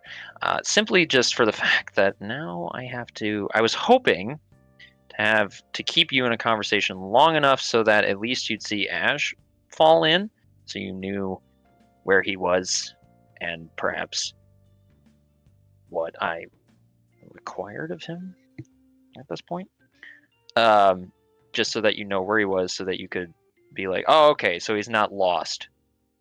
But if you're leaving after I paused out of character, that's fine. I'll deal with Ash then.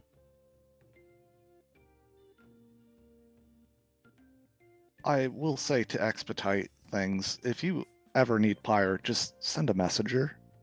You don't have to track him down yourself. Pay someone some coppers, have him deliver a note that says, go meet me here. Don't worry, I will. I need to take a long rest, though. Yeah, that's fine. I need to take a long rest, though, for reasons that will be soon obvious. But yeah, unfortunately, right now, I ran out of frickin' first level spell slots, so that's fun. When I say messenger, I mean like peasant. Oh, no, I would never use them. Well, maybe. Not even fed their families? Well, that's what I'm saying, like, maybe. Under those conditions, that it's a bit generously paid position. Yeah, there you go. Yeah. I'm getting to you. Just give me I know, a second. I know. I I'm gotta just get through the I'm list. letting you know that would be the magic words to bring Pyre into any scene. Through a peasant, would you listen to a peasant if they came with a message just like here? Or you just Written by Quelkek in a language I can understand? Yes. Okay, perfect. Okay. Sorry about that. I am back. Where did we last leave off? All right, so Welcome back. I'm Pyre. So Stefan, that pause there when I was talking about Ash, I was supposed to be multitasking. So I'm talking to you and I'm doing the thing with him. So the whole idea was that, and this is fine if you leave and that's a pause and that's fine. Ignore everything I just said, and we'll go with the idea that at least you see that Ash is entering into the alleyway, because the whole point was like I wanted you to be here talking to you, end the conversation when Ash came around, and then either you stayed or you left, but at least you knew that Ash was there, because I don't want the circumstance where no one knows where anyone is. I'm the only person who knows where they are. I want the people to be able to recognize where everyone's left off. I'm not worried about Ash. He takes care of himself. Okay, so chances are most of the party member are probably just going to think, they're off doing their own stuff. They'll be back at the church to sleep sometime, or we'll see them in the morning. Because I think that's basically the sentiment they've had previously as well. Yeah, no cap. Okay. They typically split up during the night, so yeah, they typically split up and do their own things individually during the night, so it's not unusual for them. Okay. Let's see. All right. Well, Stefan, I guess I'll nod, having seen that the conversation has ended, and at this point, that's when I would have drawn the lizardman into my trap. So I'll have drawn him in so that Ash is technically entering the alleyway behind me. So Ash, I think you would probably see Stefan and her leave the alleyway. I'm assuming that's how the timing works on that, Jorah.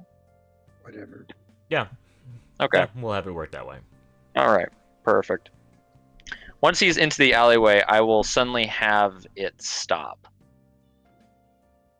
So the smell will disappear, and Ash, you'll see a giant black cloaked figure standing in the middle of the alleyway, who starts turning towards you.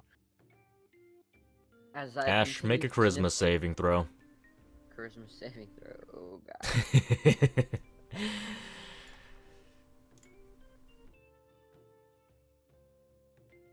I ain't too worried. Okay. That succeeds. You do feel Jorgen trying to take control, but you push it back down. But continue. As I sniff real hard and the good smell goes away, and since he's in his own body and I've carried it before, I'm going to assume I recognize the scent, and that's how I calm Jorgen down, this isn't fully there yet. All that's replaced is just pasty, dusty clothing and the dankness of the alleyway. And I'll turn directly towards you and just focus my eyes on you, Ash. Ah, Quell. Glad to see you're back in one piece. I had certain things to attend to within the city at Secret's request and for the purposes of alerting the proper authorities on what we have witnessed. I have a question for you. One that originates from the tribes, such as yourself. Eyes up. Have you, or I would hazard to make the assumption that you have been a part of a hunting party, yes?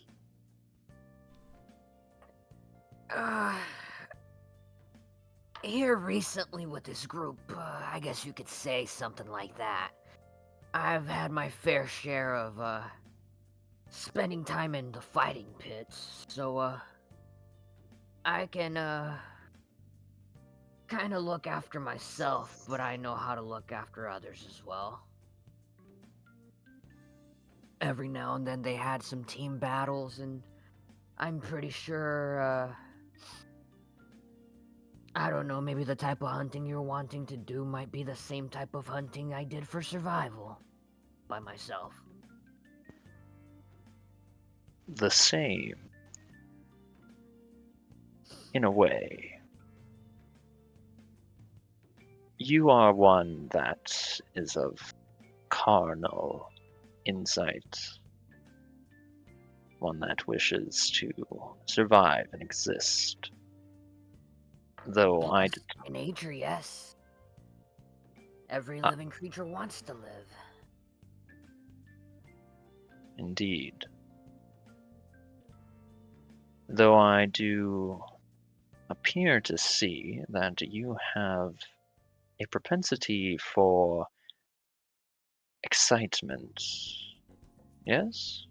For pursuing something that is thrilling, dangerous, even if your life is put at risk.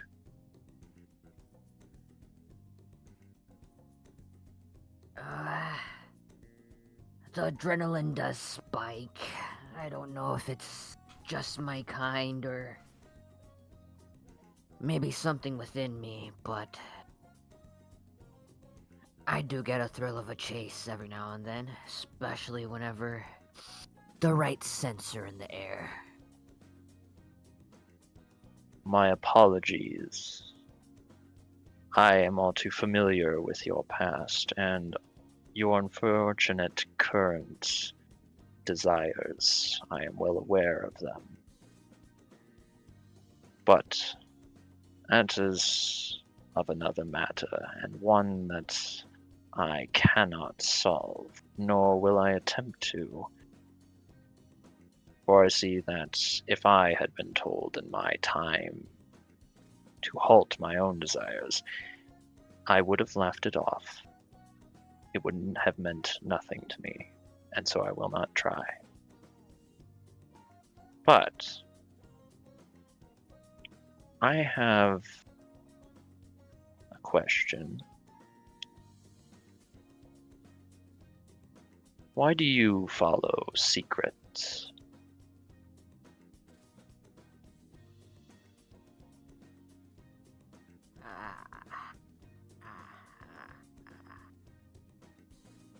A very tough question to answer. God, I gotta think on this a bit. Ooh.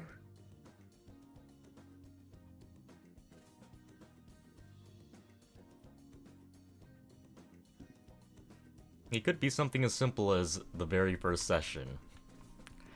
Sirkava did offer all of you basically a free chance at life. Basically, if you take a killing blow, he will switch your fate so that you're back at full HP.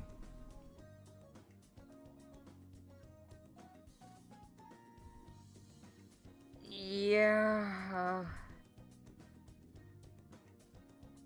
I guess I follow secret more for,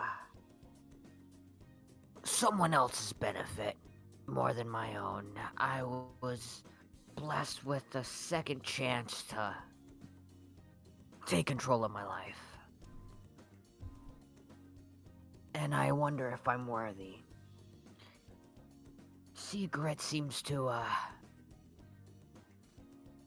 have faith in a greater purpose. And maybe it's something I should learn as well. Curious. Do you see it as survival? Why would a greater purpose mean something to you? Such a lofty goal for one of your birth, and quite unusual of a motivation.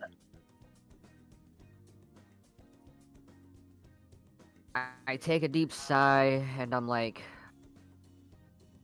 I've lived a pretty decent life. I'm 28 years old, and from where I come from, there's a lot of history I am still seeking to know. And the greater purpose that I feel is attachment to seeking answers to certain questions and wanting to live. I've survived this far. I'd like to continue surviving. It's a matter of life, yes. Ah. You value yourself as well as that which you do not know, for if it were to come to pass that everything would be swept away, those answers would never be found, yes? I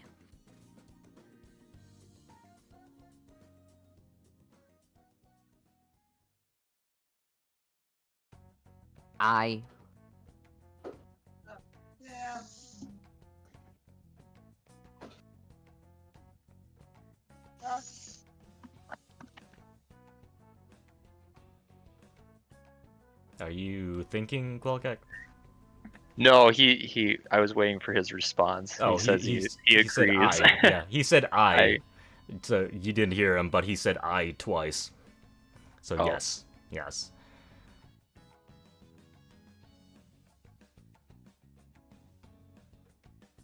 Oh, I thought it was like I, the character, not like I, matey. Oh, I thought he was saying I like a like he was starting a sentence. Yeah, he was saying and he was no, like he was stuttering. saying I as in yes.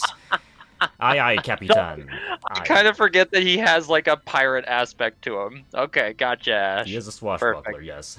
Excellent. Okay. May I suggest something? One that perhaps you would be interested in. A test. And perhaps more than that. I suggest a hunt. A hunt between those around me. I once possessed my own party. I had a position. It does not matter what that position was for this, but rather that it will give me clarity. Something that I recognize. That which secrets pursues is above what I understand. Politics were never something that I cared about. Why would I? And I suspect neither do you. Is that correct? By the way, you muted yourself, Ash. Yeah, I had a little, some extra kind of going on. Okay. I was being respectful. I tried to catch all that last part. I kind of didn't. What were you asking me, Quellcat? I'm asking whether or not politics means anything to you. Really. And I also was asking if you would like to join in on a hunt. I'm down for the hunt. I definitely need to, I guess, let some of this pent-up feeling out. And maybe with whatever we go hunting, there's gonna be some awesome rewards. So I'm definitely down. And politics, I don't fully understand them because from what I've seen growing up, a lot of the people in charge or people with greater power every now and then seem to abuse it. So politics mean nothing, morality does.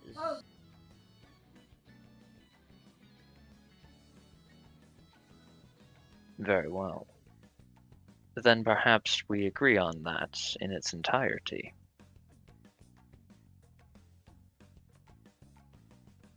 This proposal of mine, I will admit it is selfish, of a sort, for my own purposes, but perhaps it will garner far-reaching results with the party. I do not wish it to be the same as what you described before. No, it must be something special.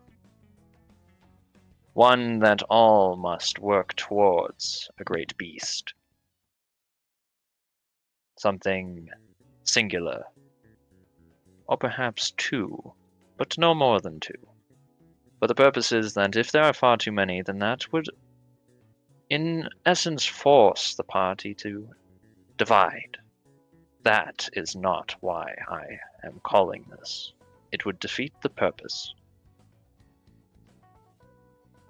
The last thing we went after as a job for a house was army ants. Far And too many, boy, were they a bit of a handful. of course. But again, that is not the purpose of why I call this hunt. But the details will be in the future. I rather wish to know that you will join me at my side as a fellow hunter, should this come to pass. You have my crossbow or my rapier by your side. Very well. I provide this, a symbol should the need arise, know that I am nearby, or to leave behind a marking. You should be familiar with those. I will be able to find this. And I will then appear the small blue flame symbol in my hand. I'll take one hand out under my cloak and I'll reveal just like in my palm a floating blue silhouette of a flame. I'll make it simple. Like the design is simplistic enough so he's not like trying to etch in like all the little tiny flickering elements to the flame. It's just a pretty simplistic design to it. So that's what I'll present to you, Ash. And then once it's like there for a few seconds and you've at least seen it, I'm going to then like close my fist, kind of almost extinguishing it, and then retreat everything back into my cloak.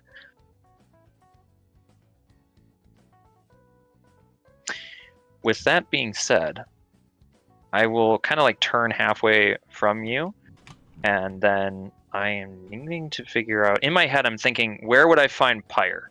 Because Zorg's busy, and I don't want to mess with them after seeing what happened with my little prestidigitation aspect. So I'm going to let him kind of settle on that, and the only other free person that I know of is Pyre, so I need to go find him. So I'm kind of thinking about that, and so I'm like half turning away so I can focus on finding him, but I'm also not turning fully away so that Ash, if he has anything left to say, he can still say it to me to like, you know, finish up with that.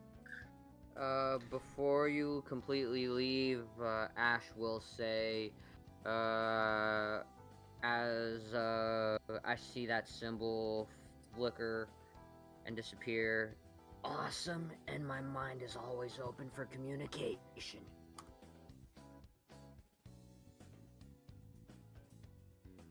Then you have my allyship. As for your hunger, I present this. And I'll take, how much does a pretty good meal cost?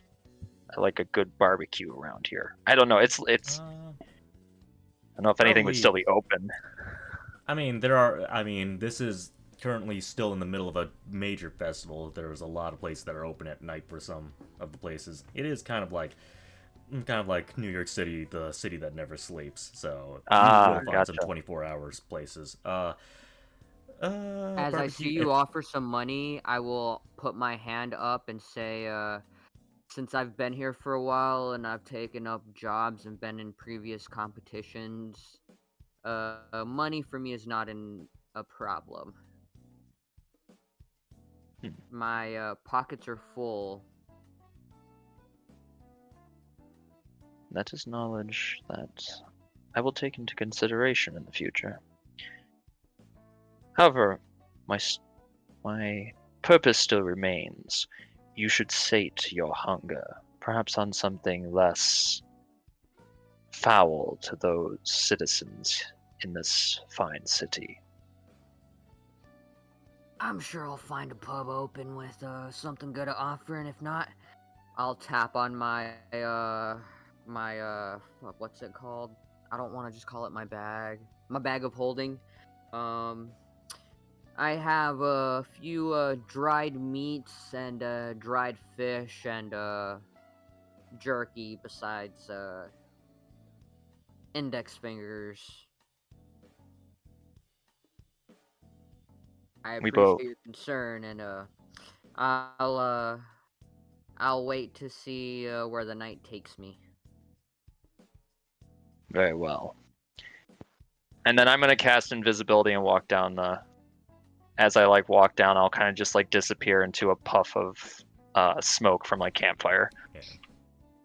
Just bear in mind that in this world, monsters do have a tendency of swarming, so there is a good chance you might not find a singular big monster out in the wild. Doesn't even need to be a big one. Just something that has a. If I have to isolate one, I will take the time to isolate one. Okay. That's my Throw purpose. a copper to an urchin, make a little trail of coppers, then clog them in an alleyway and collect your coppers again. See, there's a way to do it without swarming. You just gotta be careful. My purpose is not necessarily to have it be something that's natural if I need to make it unnatural. The purpose is rather just the scenario and the event itself, rather than anything else. But I will try to find something of suitable challenge. So that's a goal in the future, but right now I'm using my little invisible carapace rear end to go find Pyre. Okay. How far in the future? Like in the near future? Like one of As the... nearest as possible. Okay, okay. Alright.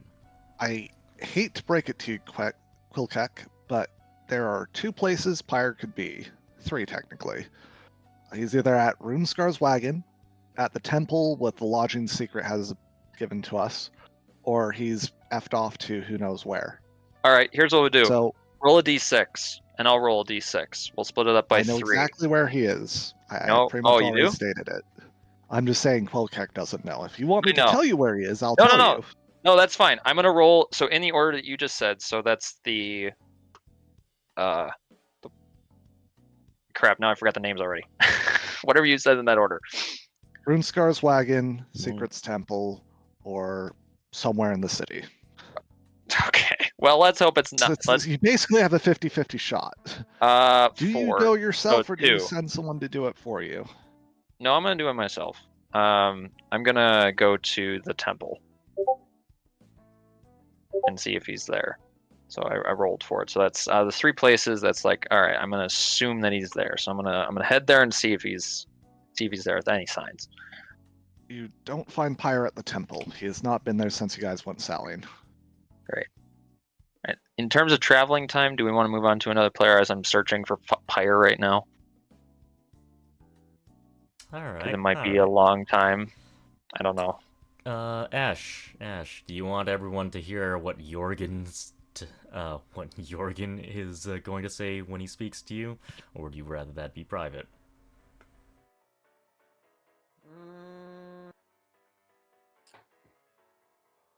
I feel like this should definitely be a private one. Last Okay. time I feel like I was public with it and I let some around me, if they could kind of see or feel presence, it kind of be known. This time, yeah, since everybody's kind of away and doing their own thing, Okay. I'm just twiddling my thumbs in an alleyway, just seeing who else walks by as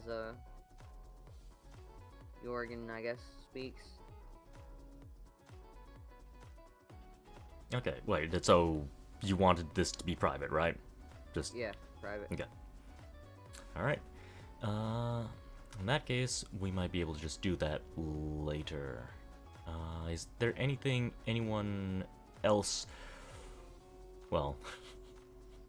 is there anything anyone else wanted to do in the meantime? Stefan did the shade away. Zorg interacted with I don't even know what to call them. Them who shall not be named. My future harem.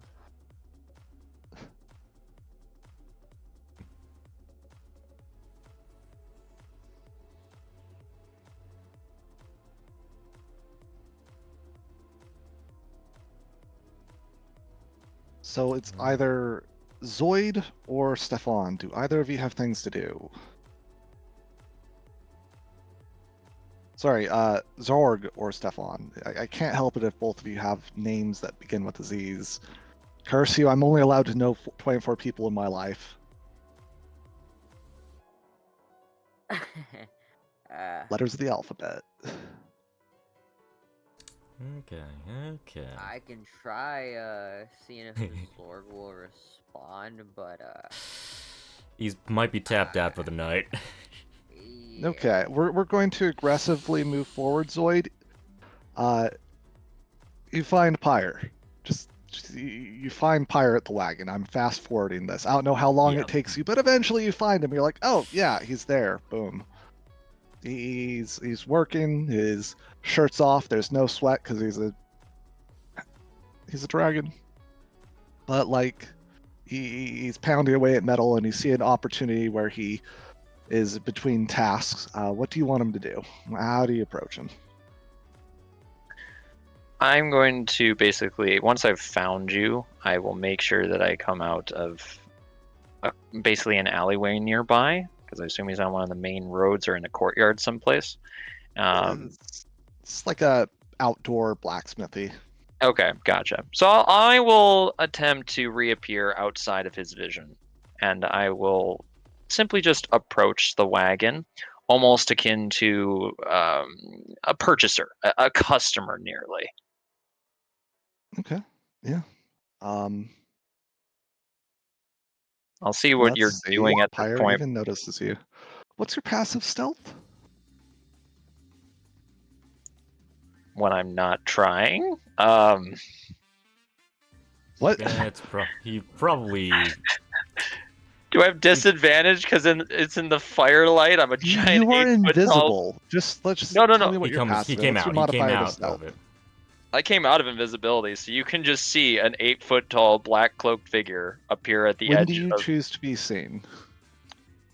down the road, whatever the Okay. whatever the I don't know the thing where he can't see me change over from being invisible to visible. Yeah. About 10 steps down the road, when you're walking within his field of vision, pretty much in the middle of it, he looks up, gives you a nod, and begins to get to a stop in what he's doing. And by the time you're there, he's kind of wiped the stuff off on his apron, and he's looking to you as he's put down his tools.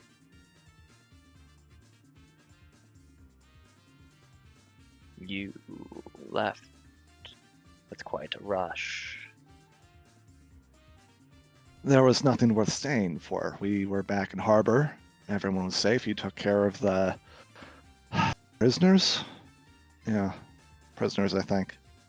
Sure those weren't pirates?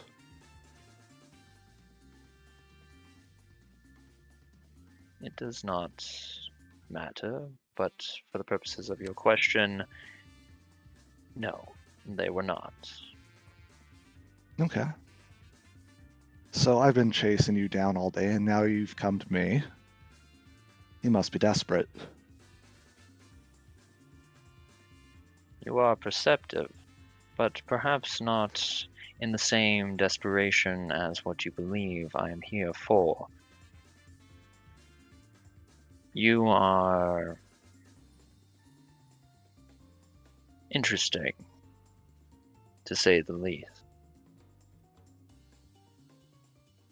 I will ask you this outright. Why do you follow secret? I don't. A curious answer.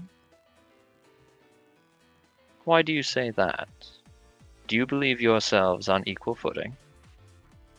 Equal? No, he's beneath me. He is probably the closest thing I have to an equal in this city that isn't an outright god. Now, beyond that, the reason I allow him to lead is because he has a way of seeing into the heart of matters. Where I am direct, he is able to coax people into saying the things he wants. It's much more convenient to just let him do the work. For free, nonetheless. So you The admit reason that you are beneath him in some matters, correct? everyone has their strengths. I understand my weaknesses. Perhaps. If you need to hammer something into wood, you don't use your hand, you pick up a tool. Secret is a tool. Perhaps A you nice would- one. Then what do you bring? I have offered my services and have been paid in response. I have brought an opportunity to my father, and that means that I have succeeded somewhat in my journey here. But my task is not yet done, and I need to prepare for Zorg's betrayal. I have not spoken with the one named Zorg yet. It is something that I intend to do. But you misunderstand my question. What do you offer us to secrets? Pray tell me, what are your strengths? Secret is doing the bidding of his father, and that bidding is to assist me. I need to offer Secret nothing. I Then am why? in no obligation to do anything to assist Secret besides a feeling of, well, it's nice to talk to someone who knows what it is to look down on others. So in essence, you are nothing more than a face of your father, yes? I am nothing more than a tool of my father. Someday I wish to be beside him, but I will be nothing more than a cane to an old man. I know my role and I accept my place. Do you know yours? Perhaps not. Then I have the advantage. I have a clear-cut goal. You do not. You don't even know what you are. No, I do not know. So, And yet, why are you here, then? At the behest of your father? For purposes that are beneath you? For ones that you do not care about? In all ambition? manners, you have no ambition.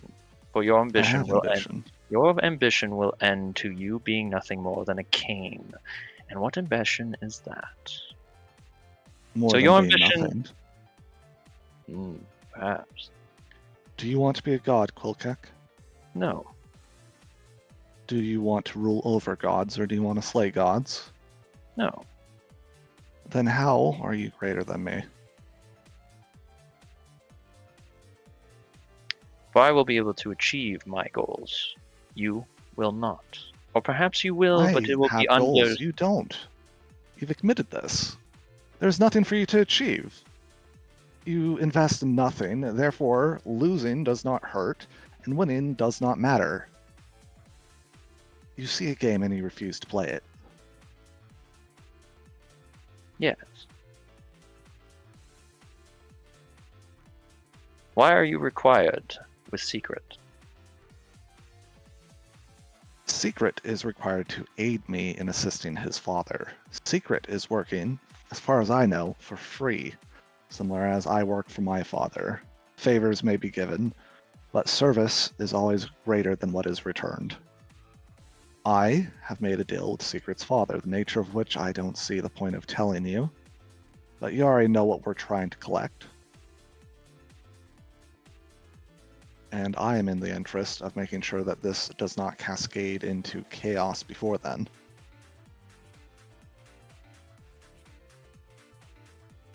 You're looking for a goal. Quilkek, the reason I was following you is because you're different. Maybe it's because you're aimless, but I don't think you're telling the truth there. I feel like you're holding something back. I think that the difference between you and the other swine in this city is that you lift up your head. You don't know your place, which means you're not beneath my feet. That is interesting. Dangerously so, and something I need to understand.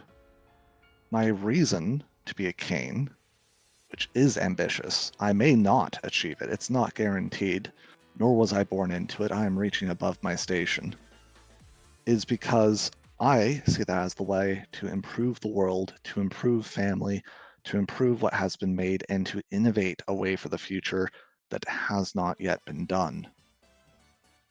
I am aspiring to something that is difficult and will require sacrifice. And part of that is understanding that I am not ready. I need to learn, and to learn, I need to leave the cradle of my home and find and explore other alien ideas so that I'm not just a yes man. Is that clear enough?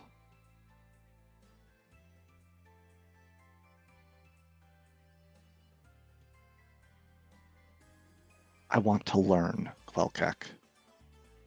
Me here working, this isn't to sell. This is to prepare and to learn. Something much more valuable that cannot be taken away from you. Money is taxed, knowledge is not.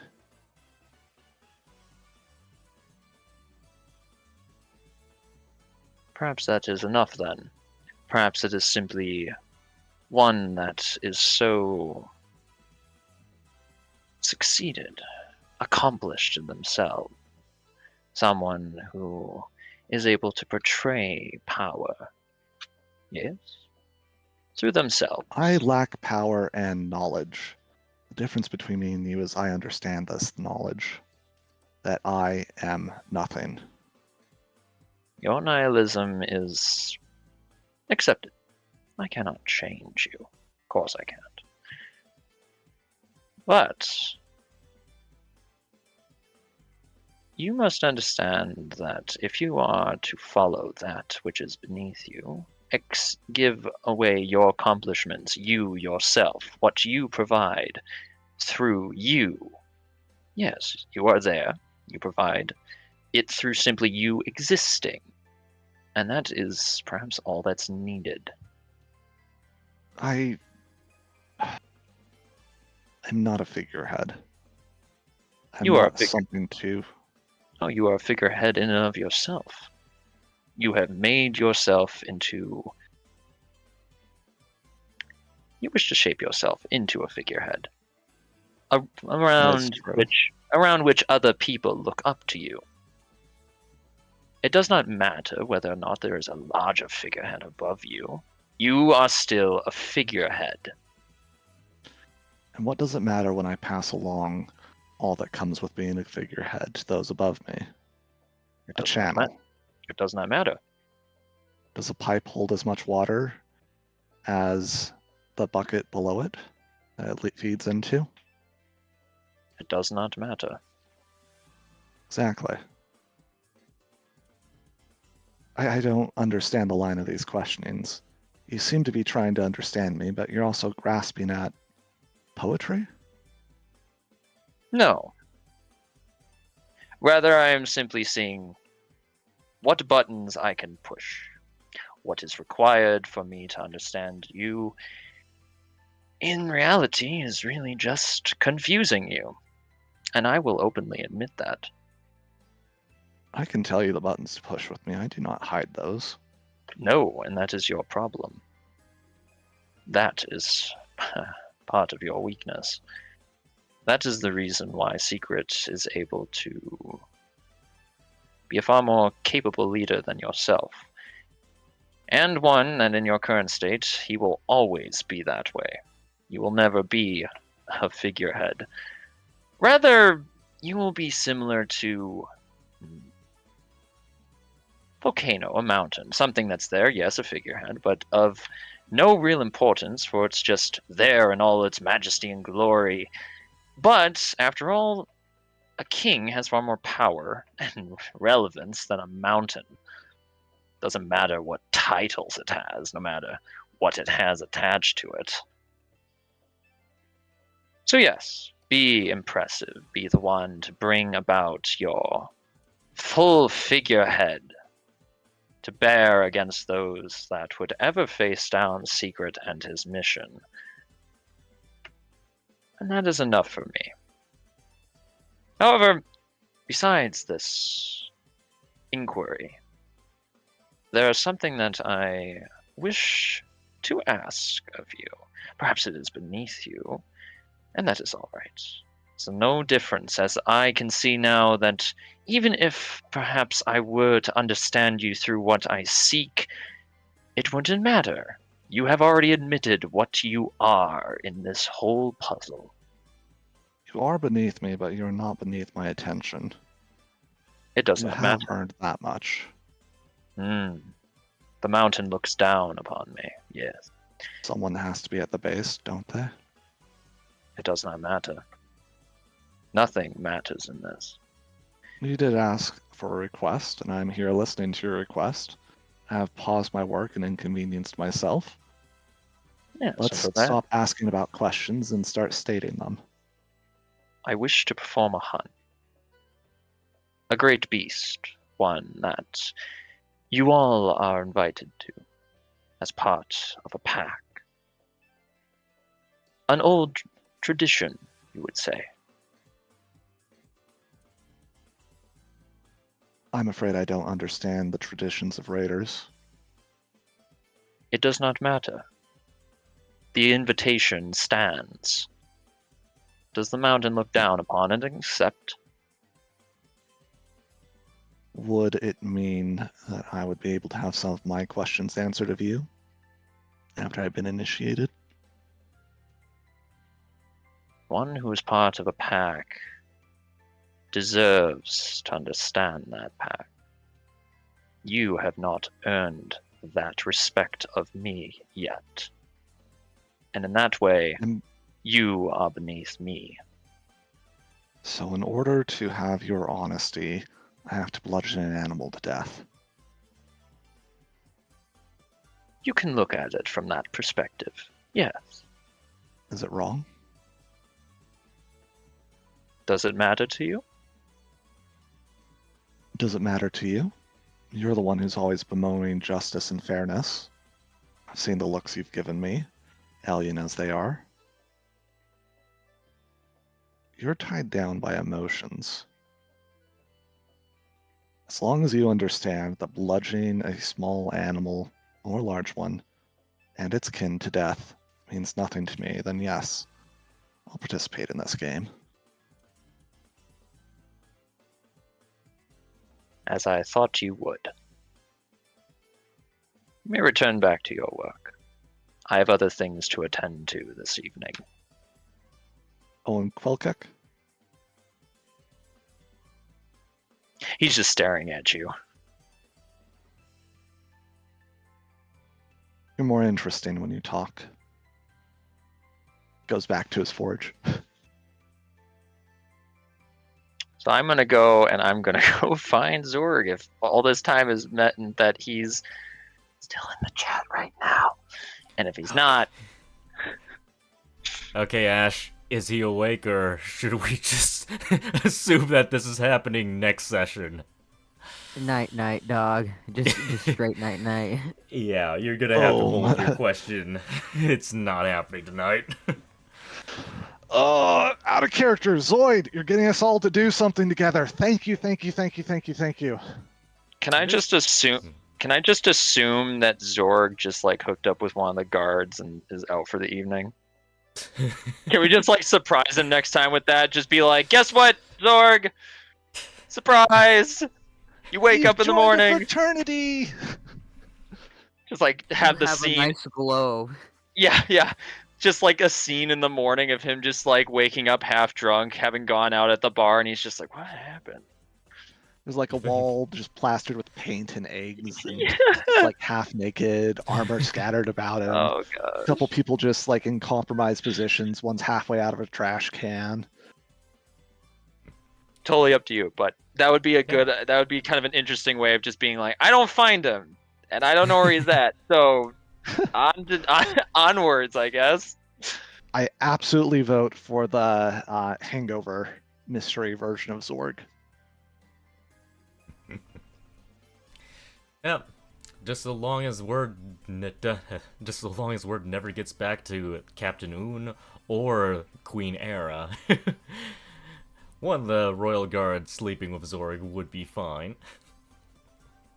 That could have been city guards, I mean, Could've yeah, been that would be easy. sailors, could have been rebels, could have been a mixture of all three or four.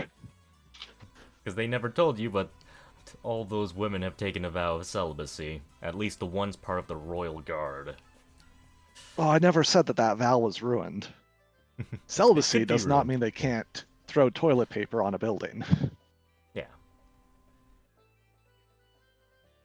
Yeah, night out. We'll see.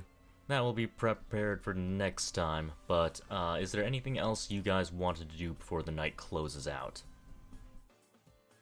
Feel good?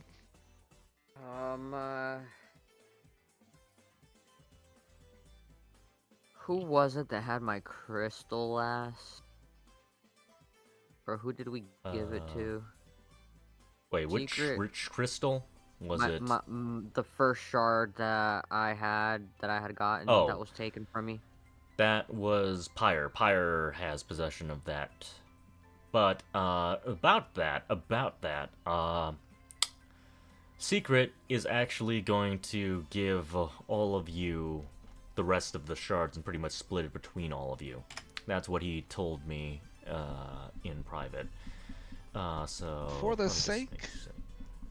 For the sake of what's his face, Ash having sentimental things, Ash can have his shard back. Pyre will take one of Secret's shards. Bada bing, bada boom. So yes, so everyone except Zoid will have a shard because he wanted to, Pyre, Sure. Stefan, Ash, and Zorg. and Zorg. Yes. Okay. 4 shards, eesh. Zoid, we need to get you a shard. We'll see. We'll Uh, see. Not maybe, but for right now, not required. You already felled a great beast. Did you not see the glowing fish catch? I have my reasonings. I have my I reasons. know, I know, I I know. have my reasonings. I did not do this arbitrarily. It just occurred to me, glowing fish catch. We already hunted. It's fine, it's fine. We're going to do a much more glamorous hunt than a glowing fish. Yep, I have ideas. I mean, I've like- been thinking. Ash is It'll be definitely fun. excited for this because it's something that's been on Ash's list. We'll see. I have all sorts of weird monsters in the world that I could definitely throw at you.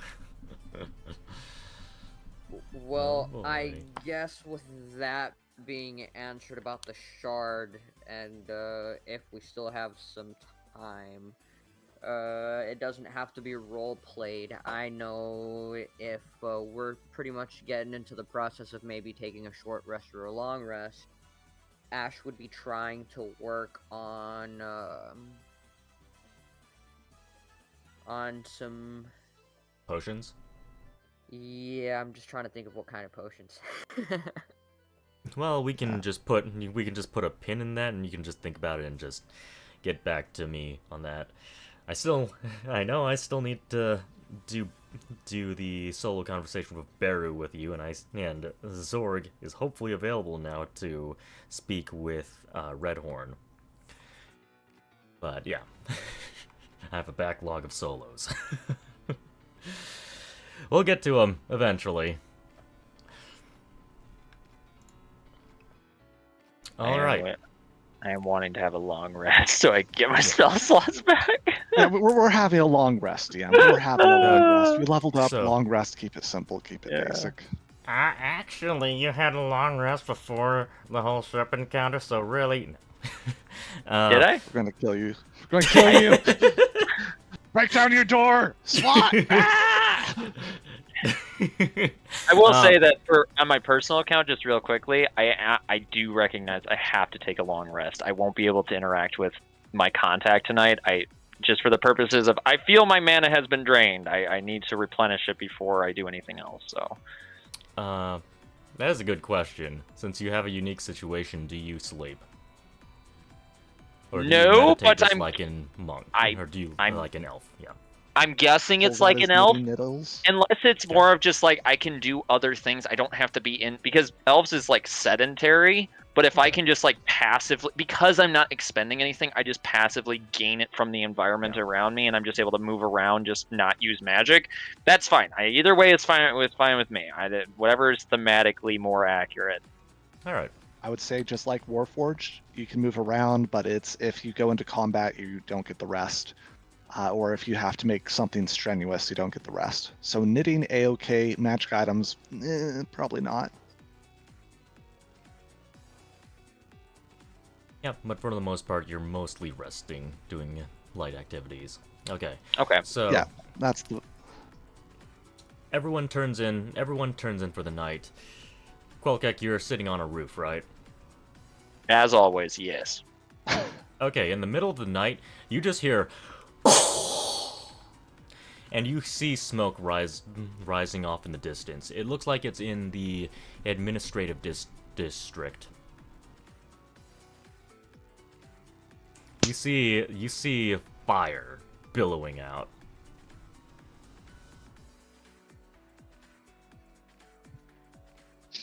Yeah. All right. I'm going to, let's see. Hang on. Let me just check my spells real quickly.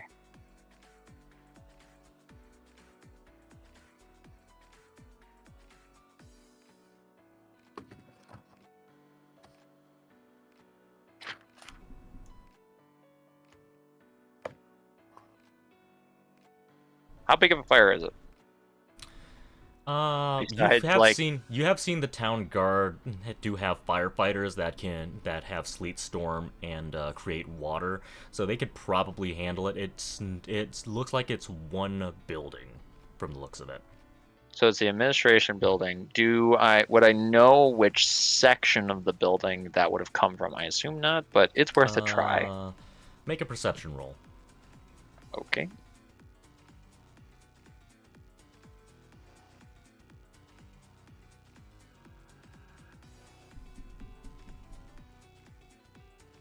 So this is actually in the... Okay, so you have walked through the city a little bit, so you can tell that in the administrative district, this is actually in the justice section at the Supreme Court. The Supreme Court had an explosion go off and it's on fire right now. It's not working hours for the Supreme Court right now, though.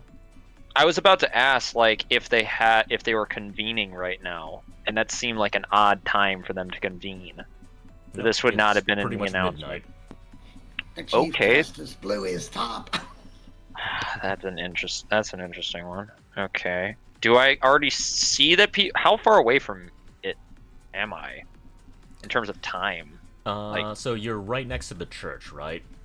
Uh-huh. Okay. Basically. Based on that, you'd probably be maybe... I'd guesstimate maybe like 800 feet out. Oh, even running. Do I see that other people have been alerted to it? Like, are there... You hear some noise.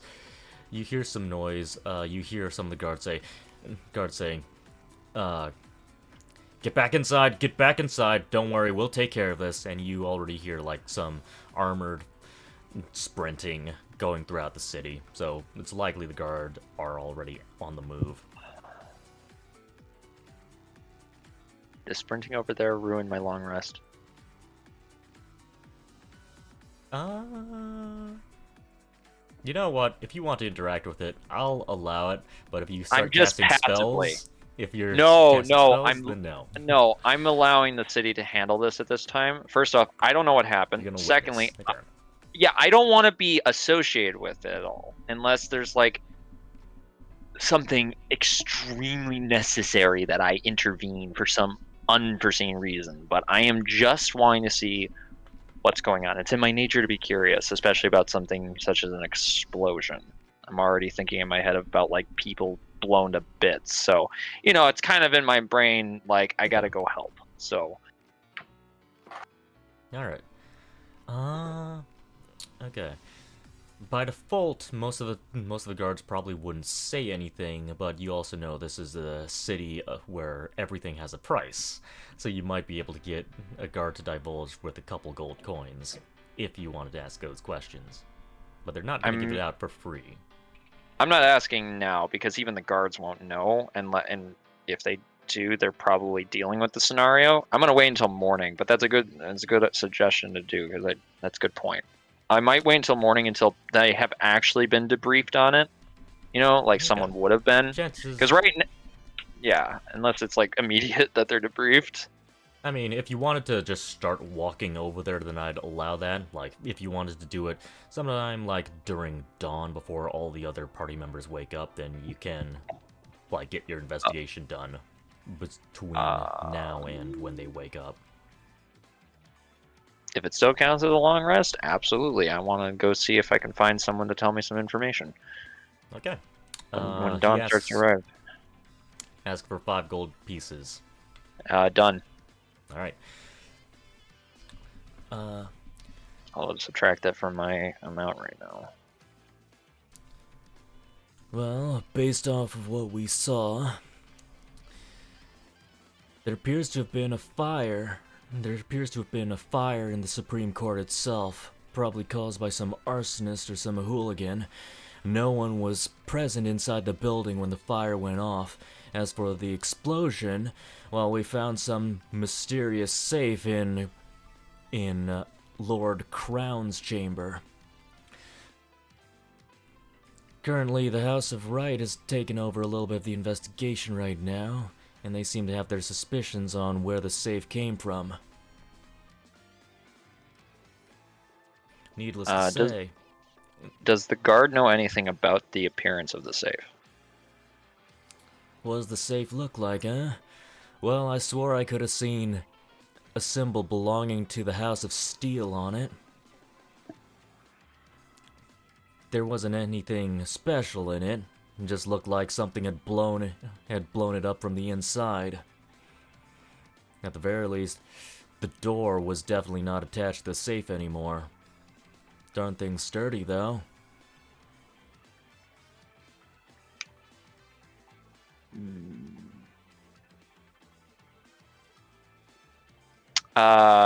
Cause of it.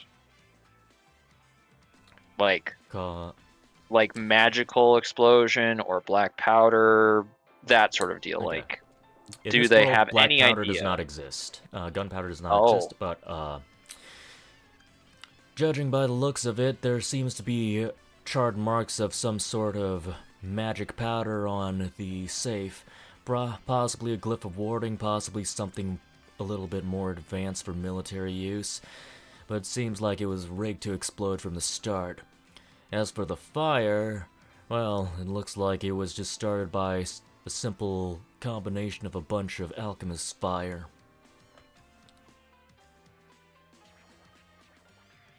Okay, magic powder. That's an interesting one. Okay, alchemist fire. Let's see. So we have person. Motivation is not going to be known from this. Ah, man, I gotta.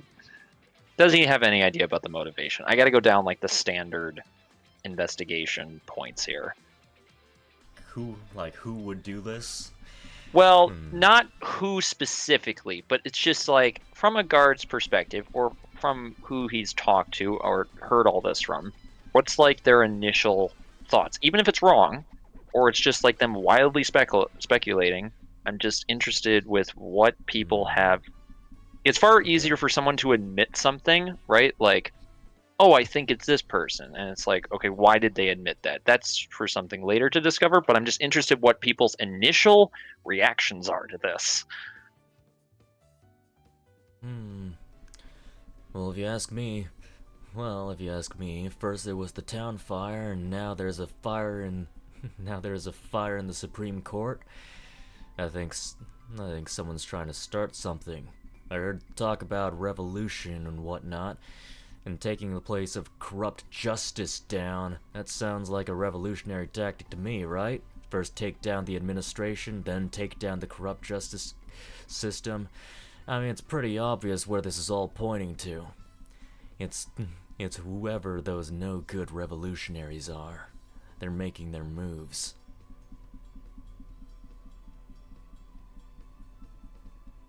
It didn't do a lot of damage to the building. It didn't kill anyone.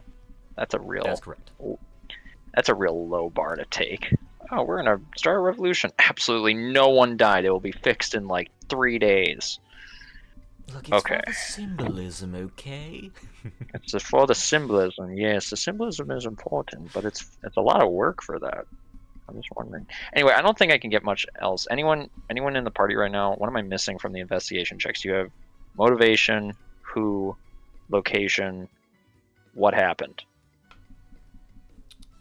This could be a thing that you discuss with the party in the morning, if you want to wait until, 2 weeks from now. Yeah, we'll wait. I'll have to ask. I'm just trying to figure out the question, or the baseline questions. It's who, what, where, why, when. We already know the when. Yeah, that's basically everything. So I know I've gotten everything I can from this card, so I'll end it off there. Okay. All right. That was that. All right. And I think this would probably. Hey, Zorg, you awake? Okay, I think this is a good place to end the session off for tonight, because we're 23 minutes away from the end. Okay.